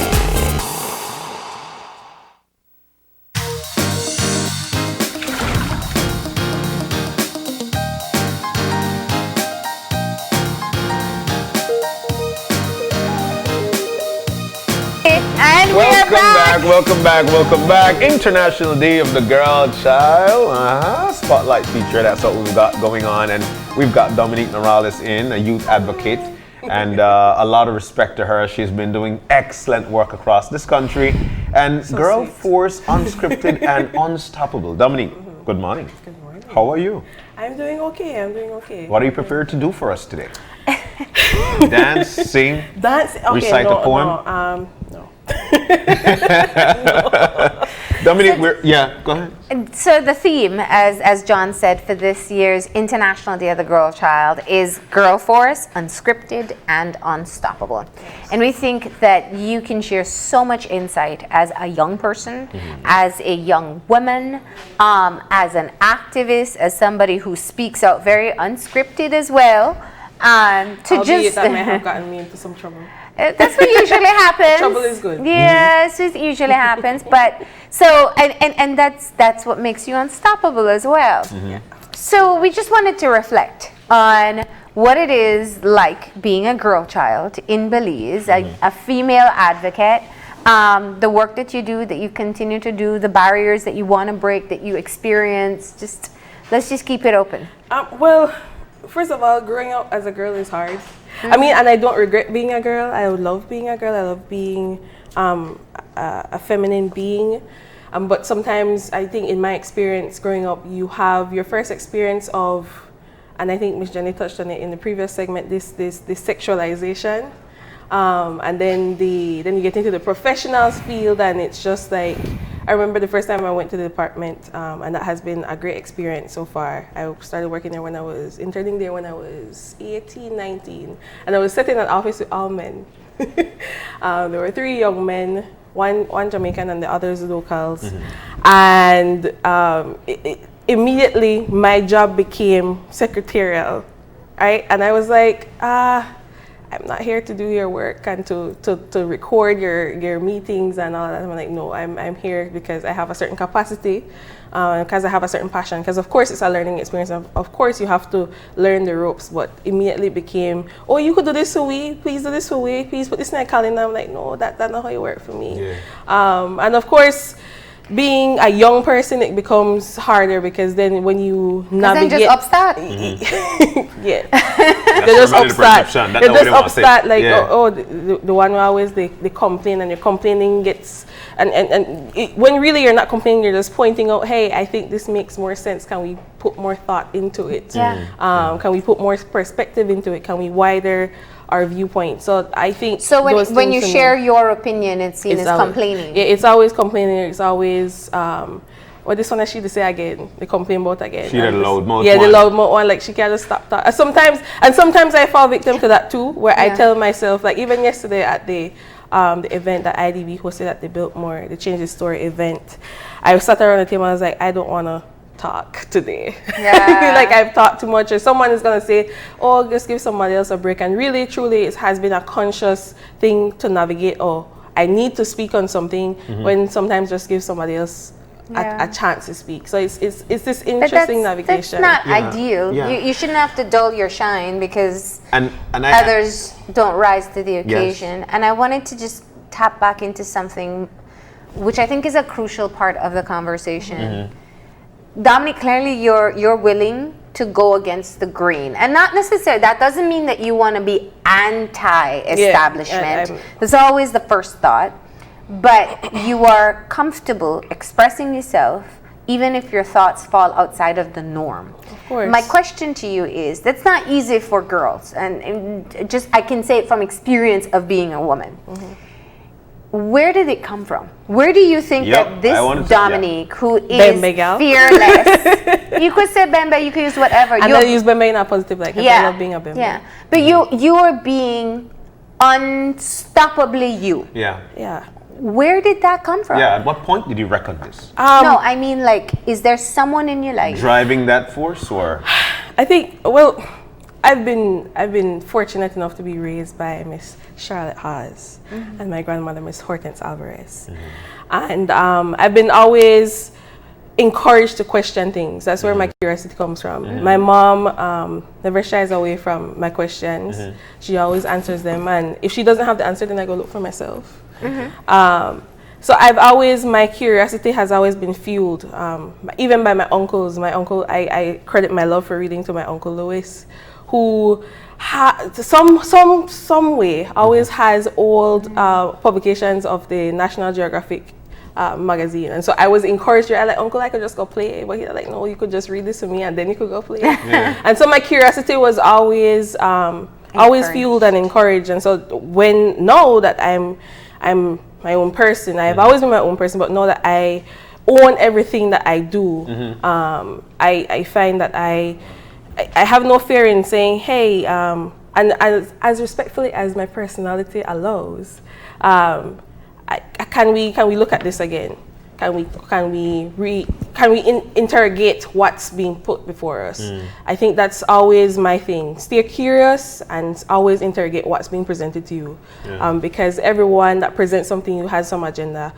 Everybody has some agenda, good, bad. In between, there's an agenda, and your role as a human being receiving any information, receiving anything, is to interrogate what's being presented to you. And that's where my advocacy comes from, because I always believe you question whatever narrative is given to you. I think some of the things, the reason why a lot of, and just shifting a bit away from the girl narrative, I think a lot of the things that happens in the country is because people don't question the narrative. Because our children aren't taught to. And because our children aren't taught to. Because I have to say that we raise our children to just not question anything, because you're not supposed to. You're not supposed to talk now. This and all this and this a big people conversation. You're not supposed to talk now, and that's very detrimental, because you teach your children not to question anything, and then they grow up and not question anything, and they become persons who don't contribute to development. I have something, one of the things that I take away from what you're saying here is, earlier you mentioned that yesterday you decided, you know what, I'm not so much. I'm not going to say anything, and the reason for that is because I think that you're shying away from the fact that somebody might say, you know what, this gal talk again, or she's a loudmouth. So there it puts into my mind that you decided to be silent because you didn't want to be bullied. I think I didn't want to be, I wanted to give people space, because I intentionally went to the table that I know that no one knew me. Well, at least I thought so. I wanted to give the two young people the space, the younger people, because I'm still young, the younger people to speak, because I know that I've been in their position where I go to these big events and everybody just talks over me. And there's nobody that asks you, I have anything to say? So I wanted to be that person to offer them what I wasn't offered in the beginning of my journey. You have anything to say? And they had a lot to say. And in fact, they led the presentation after we collated our idea. And so it was a matter of that, but also a matter of knowing that, hey, Dominique, maybe someone's going to say that you're talking too much. And so just like calm down. And so it like I said, it's always an interesting navigation. Yeah. I It's try sharing the space. Sharing the Yeah. space. It's less of silencing myself and more of sharing the space. Albeit that does exist as well. Even for me, believe it or not. My question is, do you think, how much of that you think goes back to how we are socialized as women? That we have to be understanding of the space that we're in. Do men walk into a space No. and say, am I dominating? No, they don't. Not from my experience, at least. Let me say that. Men don't try to small-in themselves. Well, They, even in fact, even physically. in fact, they try to make themselves appear bigger than they actually are. And so, of course, that's a huge part of our socialization. Like I said, I was never raised to be silent. And I was raised by very many women, very many strong women. And so it's always a matter of me making people know that I have an opinion and it's valuable because I have a human experience, and that's where they... Dominique, I just want to ask one more question. If the two things I think that often spin off when you talk about empowering girls, one is the very common argument that there's too much women empowerment, you know, and we know it's true that and because we do have a crisis with our boys in this country, I won't even deny that. You know, our young men are getting involved in crime, they're dropping out of school, they're going to jail, they're dying, but that is a very serious situation, yes. But we still have to empower our girls. Of course. So there's that happens. But then there's also the generalization of what a feminist is. So we talk about girl empowerment right now, and I'm sure those two criticisms have already been hurled at the TV. Maybe some even changed the channel, you know? It's like, oh, there they go again, bash men. You know, make life harder on men. Or we need to focus on our men. They're dying, they're this, they're that. How do you respond when you hear things like this? Well, although I am, of course, a feminist, I've never labeled myself as such, but given the definition, I guess I fit into that definition. I've never labeled myself as such. And I am a huge advocate for boys because of the same things you explained. Because I know that our boys are marginalized. I know that they're not given a lot of attention. They're expected to be macho men. You're supposed to know that. Yeah, from very young. From very young. Like I remember walking Albert Street, and this young child, he was probably 3 or 4, and he wanted strawberry ice cream, and his mom told him, no, you don't get no pink ice cream. And I'm like, what? He just likes strawberry ice cream, like just give because it's the flavor, not the color. Yeah, but even if he wanted pink ice cream, give out the pink ice. That's what he wants. So give it to him. And if you're going to buy the ice cream anyway, why limit his choices? But here we go. It comes from a woman. Exactly, it comes from a woman. But I say all that to say that in approaching this spectrum of masculinity and femininity and feminism advocacy, it has to be both ways.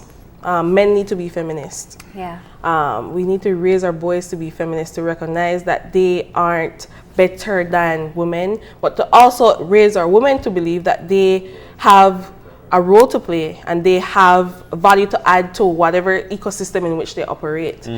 Because if men are raised to even in the slightest oppress women, and then women believe that they deserve to be oppressed, then that's not a good combination. But if we both believe that we both play an equal role or an equitable role in how it is that we operate as a society, I think then everything will fall into place, because everyone will know that they have a role to play and everyone will take that responsibility up. This reminds me of a conversation we had with Joshua Rana when he was beating the drums, and this is why he said that drum made him a feminist. Drum made him a feminist. I just wanted to share that point. But Dominique, do you think that we're doing enough?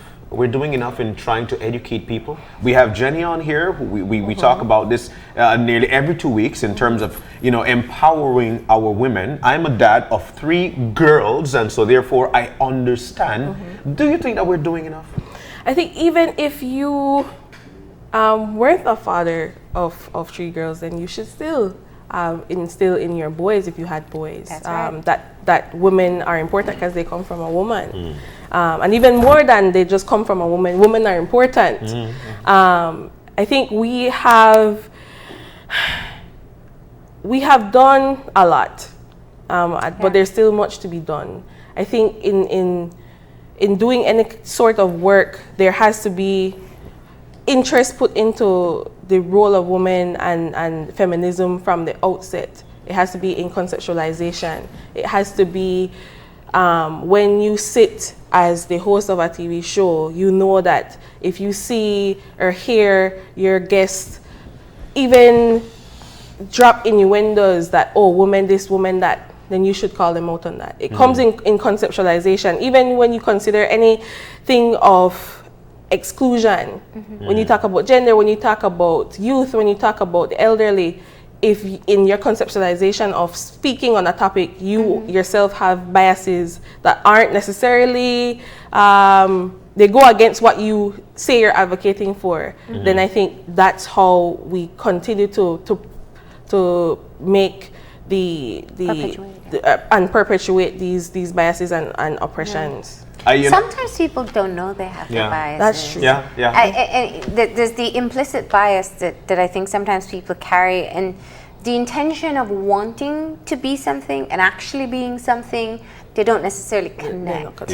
And so I wonder, you know, we have a lot of talk about women empowerment in this country, and we have a lot of people who stand up and speak about it. And I want to ask you, you know, recently there were some videos of some girls in fights, and people were really critical over it. And I want to put that into perspective. So let's look at what the public is saying about women right now. Put it into perspective of what we think of women. So there were the fights that were all over social media. Girls fighting. We also have issues where a rape case or a sexual assault case is reported, and there's a lot of victim blaming, and specifically when the victim is female. And then we see different thoughts there. So, girl, if I'm to use the harshest comments that we see, shouldn't fight because they're girls, right? They're violent people, and we don't focus on them enough. And they're not really victims because, well, you know, they went out and looked for it. And I'm not saying this, I'm saying these are comments that we see on these issues. It says a lot of what we still think of our women today. Of course. I think no one is inherently violent. No one is born to be this belligerent kind of. There's something that led up to girls fighting. I mean, and boys fight too. So I don't know. I don't know why there's this victim blaming. When there's rape, listen to me. Rape is never the victim's fault. Never, ever, ever. There is no reason why any comments stemming from, oh, she may look for that, oh, it skirt me too short, oh, it dress me too tight, oh, it me drunk. She the flirt. If I can't tell you yes when I drunk, sir, I can't tell you no. So why is it that you feel that because I am inebriated, that is an invitation to do that? There is no reason. There is under any circumstance, rape is wrong. So anybody who comments and blames victims, then they need to look at themselves and reassess. And people who know that they're wrong need to call them out, and call them out with love, in a teaching moment, not to further put them into the space like, oh, well, I have this opinion, so that's just so it is. You teach people, because you have to teach people. And while we wind down, Dominique, I would like to get your advice, and your advice given to young ladies right now, whereby you're empowering them. Some looking on right now and say, you know what, I'm afraid to get out of that shell. I'm not sure what my mother is going to say. I'm not sure what my father is going to say because they haven't taught me this. But I'm looking on at the show, and I feel the way that you feel. So where should I start in terms of getting my empowerment as a woman? I think you start with little things. If you're in classroom, you make sure a teacher sees you. If you're on the basketball court, you make sure that it always amazes me, and it shouldn't. It always amazes me when I see there's a summer camp that happens every summer that the city council, I believe, hosts. And there's this one young girl who always plays with the boys. And there's no male, female you know, but she always, and it's just so amazing to me to see that. So I challenge girls to, if you want to do something, go for it. Just do it. And if you don't think you know how to navigate, I encourage you to read as much as possible. Reading is so important. Writing, expressing yourself is so important. Express yourself. I like to believe that one of my gifts is writing. I love words. And so that's how I express myself, by writing. So find your niche and do it. Just do it. Just do it. So no need to stop. And finally, for me, I'm sorry. No. But I could remember growing up down south. You know, we were very young, and the misconception of things were that, especially for females, or from that standpoint, if a girl climb a tree, the fruit will have worm. I don't know if you guys have ever heard this. I never heard that. You never heard this? No. All right, I don't even know what that's supposed to mean. And that's the thing. So I'm just saying, because we need to empower our women, but we continue to say things like this. I can remember once on the show, I made mention that behind every strong man, there is a strong woman, and I got put into check quick. Quick. That's what it should be. Because it's supposed to be side and side. Yes. We're supposed to be next to each other. Yes. This is a 100. Exactly. Don't blame me. It wasn't me. It was her. I think as with all things, I always encourage people to question things. Just not just take it. Question things, and if you want to do something, you do it. As long as you're not harming anyone in the process, or yourself. Climb a tree. Yeah, go there strong. You'll learn so much from doing things. Drive the vehicle on Bakaru. Do all of that. Yes. Can just one final question for me. So people are watching, and here's the thing.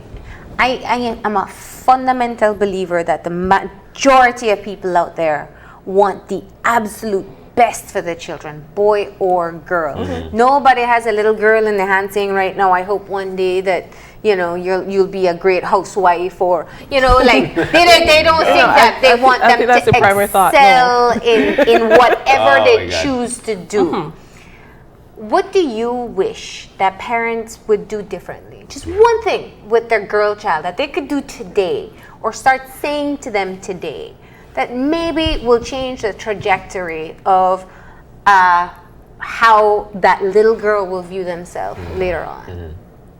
Stop encouraging them to be careful. Stop encouraging them to be careful. That's very deep. Right? Stop encouraging them to, just pay attention to how you sit down, because you don't want nobody to look up your skirt. Don't pay attention to how you, if you do walk and you feel like you extra confident. Not try, and I know this is a complete juxtaposition from how I started the conversation. Don't dim your light. Don't encourage your girls to be careful. Let them be as big as they want to be. Let them be as loud as they want to be. I think as long as girls understand, as long as human beings understand, and girls especially understand that you have a right to be you, then there's no reason why anybody should try to dim that or make that lesser. Don't be careful with your passions. Don't be careful. Go for it. Take the risk, because you learn so much and you gain so much.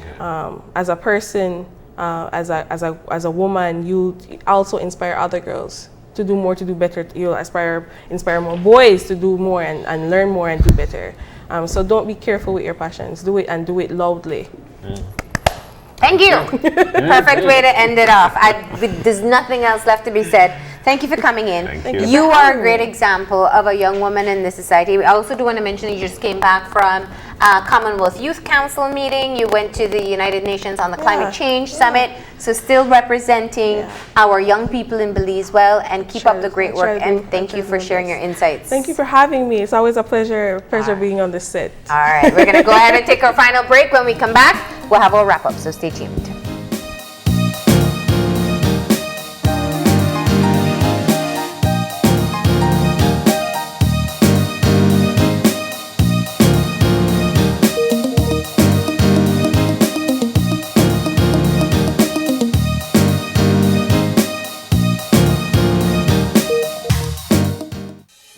With over 100 years of service.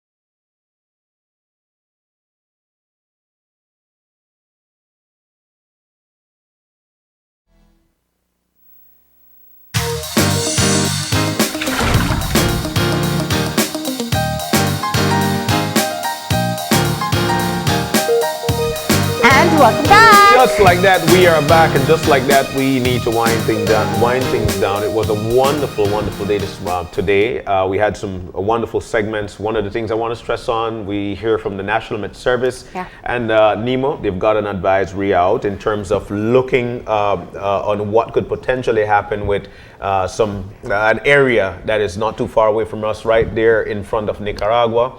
And we just want for folks to be very vigilant. The hurricane season is here. Yeah, okay. So actually there's an updated advisory as of 8 a.m. this morning. And it's advisory number 1. I'll just go ahead and read it verbatim because we just received it. So it's the National Meteorological Service of Belize and the National Emergency Management Organization, NEMO, hereby advises the public that a broad area of low pressure is expected to form over the Western Caribbean Sea during the weekend. The system is forecasted to move westward towards Central America early next week, and some development is possible if the low remains over water while moving near the coast of Honduras, Guatemala, and Belize. Formation chance through 48 hours is low, near to 0%. Formation chance through 5 days is low to 20%. If the prediction changes for the worse, considering all the factors, by Tuesday, October 15th, 2019, we may be facing a significant threat. All members of the public are hereby advised to review their plan and make all necessary preparations. Public officers are advised to be prepared for possible NEMO emergency duties by early next week. All are advised to use the weekend to prepare and review their family emergency plans. People in flood-prone areas, including farmers, fishers, and persons on the islands, need to remain vigilant and be prepared. The NEMO emergency hotline is 936. NEMO's emergency coordinators can be reached as follows. In Corozal, Ronnie Hernandez at 614-7140. In Orange Walk, Mr. Aragon at 615-2264, or Mr. Leva at 614-7177. In Belize District, it's Mr. Alpheus Gillett at 614-4735. In San Pedro, it's Ms. Vanessa Parham at 614-5865. In Belize City, it's Al Westby at 614-8604 or Mr. Pollard at 614-3244. And Belmopan, Claire Moody at 614-5705 or Mr. Ely at 624-2365. Cayo is also Al Westby, 614-8604, or Johnny Rumclam at 614-5891. Stan Creek, the coastal area, Dangriga, including Mullins River to Independence, it's Kevin Flores at 604-3632. Stan Creek Interior, which is the Hummingbird and Southern Highway communities, that's David Cruz at 614-8514. In Toledo, it's Kenton Parham at 614-2158 or Dennis Williams at 614-2393. NEMO will keep the public updated on any further developments. The public is advised to stay alert. Please adhere to the official release from the National Met Service and NEMO, right? And so that's what we have received as of 8 a.m. this morning from NEMO. What it seems to be is that we are we're getting very advanced warning that there is the possibility that by the end of this long weekend, we may be facing the threat of a storm. Now, we know how hurricanes work. They're very unpredictable. They're, they can develop at any time. They can strengthen very quickly. They can change their trajectory last minute. And so we can't wait until the storm is right in front of us to be able to make preparations. Prepare in the event of a storm. And if it moves away, we all are going to be happy and put our supplies aside in case that threat comes again. Don't take it lightly, but don't panic as well. It's just, it is enough time for you to get your plans in order and plan for any eventuality. Sit with your family. It's a Friday evening. Sit with your family. Decide, okay, if Tuesday morning we have the threat of a storm, where am I going to go? What am I going to do? Can I stay at the house? and just make the plans. If we don't have to follow through with them, that's great. But it's important that you have a plan in place. Definitely. Well said. Let me remind you as well that this information is definitely going to be on our Facebook page, so we want for you to check it out there. Continue to educate yourself. Check out different websites and learn exactly what we've got to share with you. But we've got to go. Yeah. If you've got any questions, any concerns, drop us a line at oye@channel5belize.com.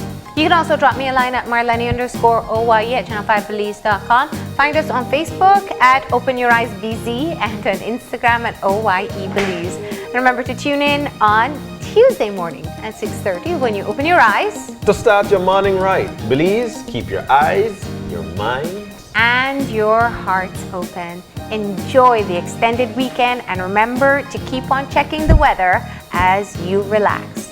Have a great day.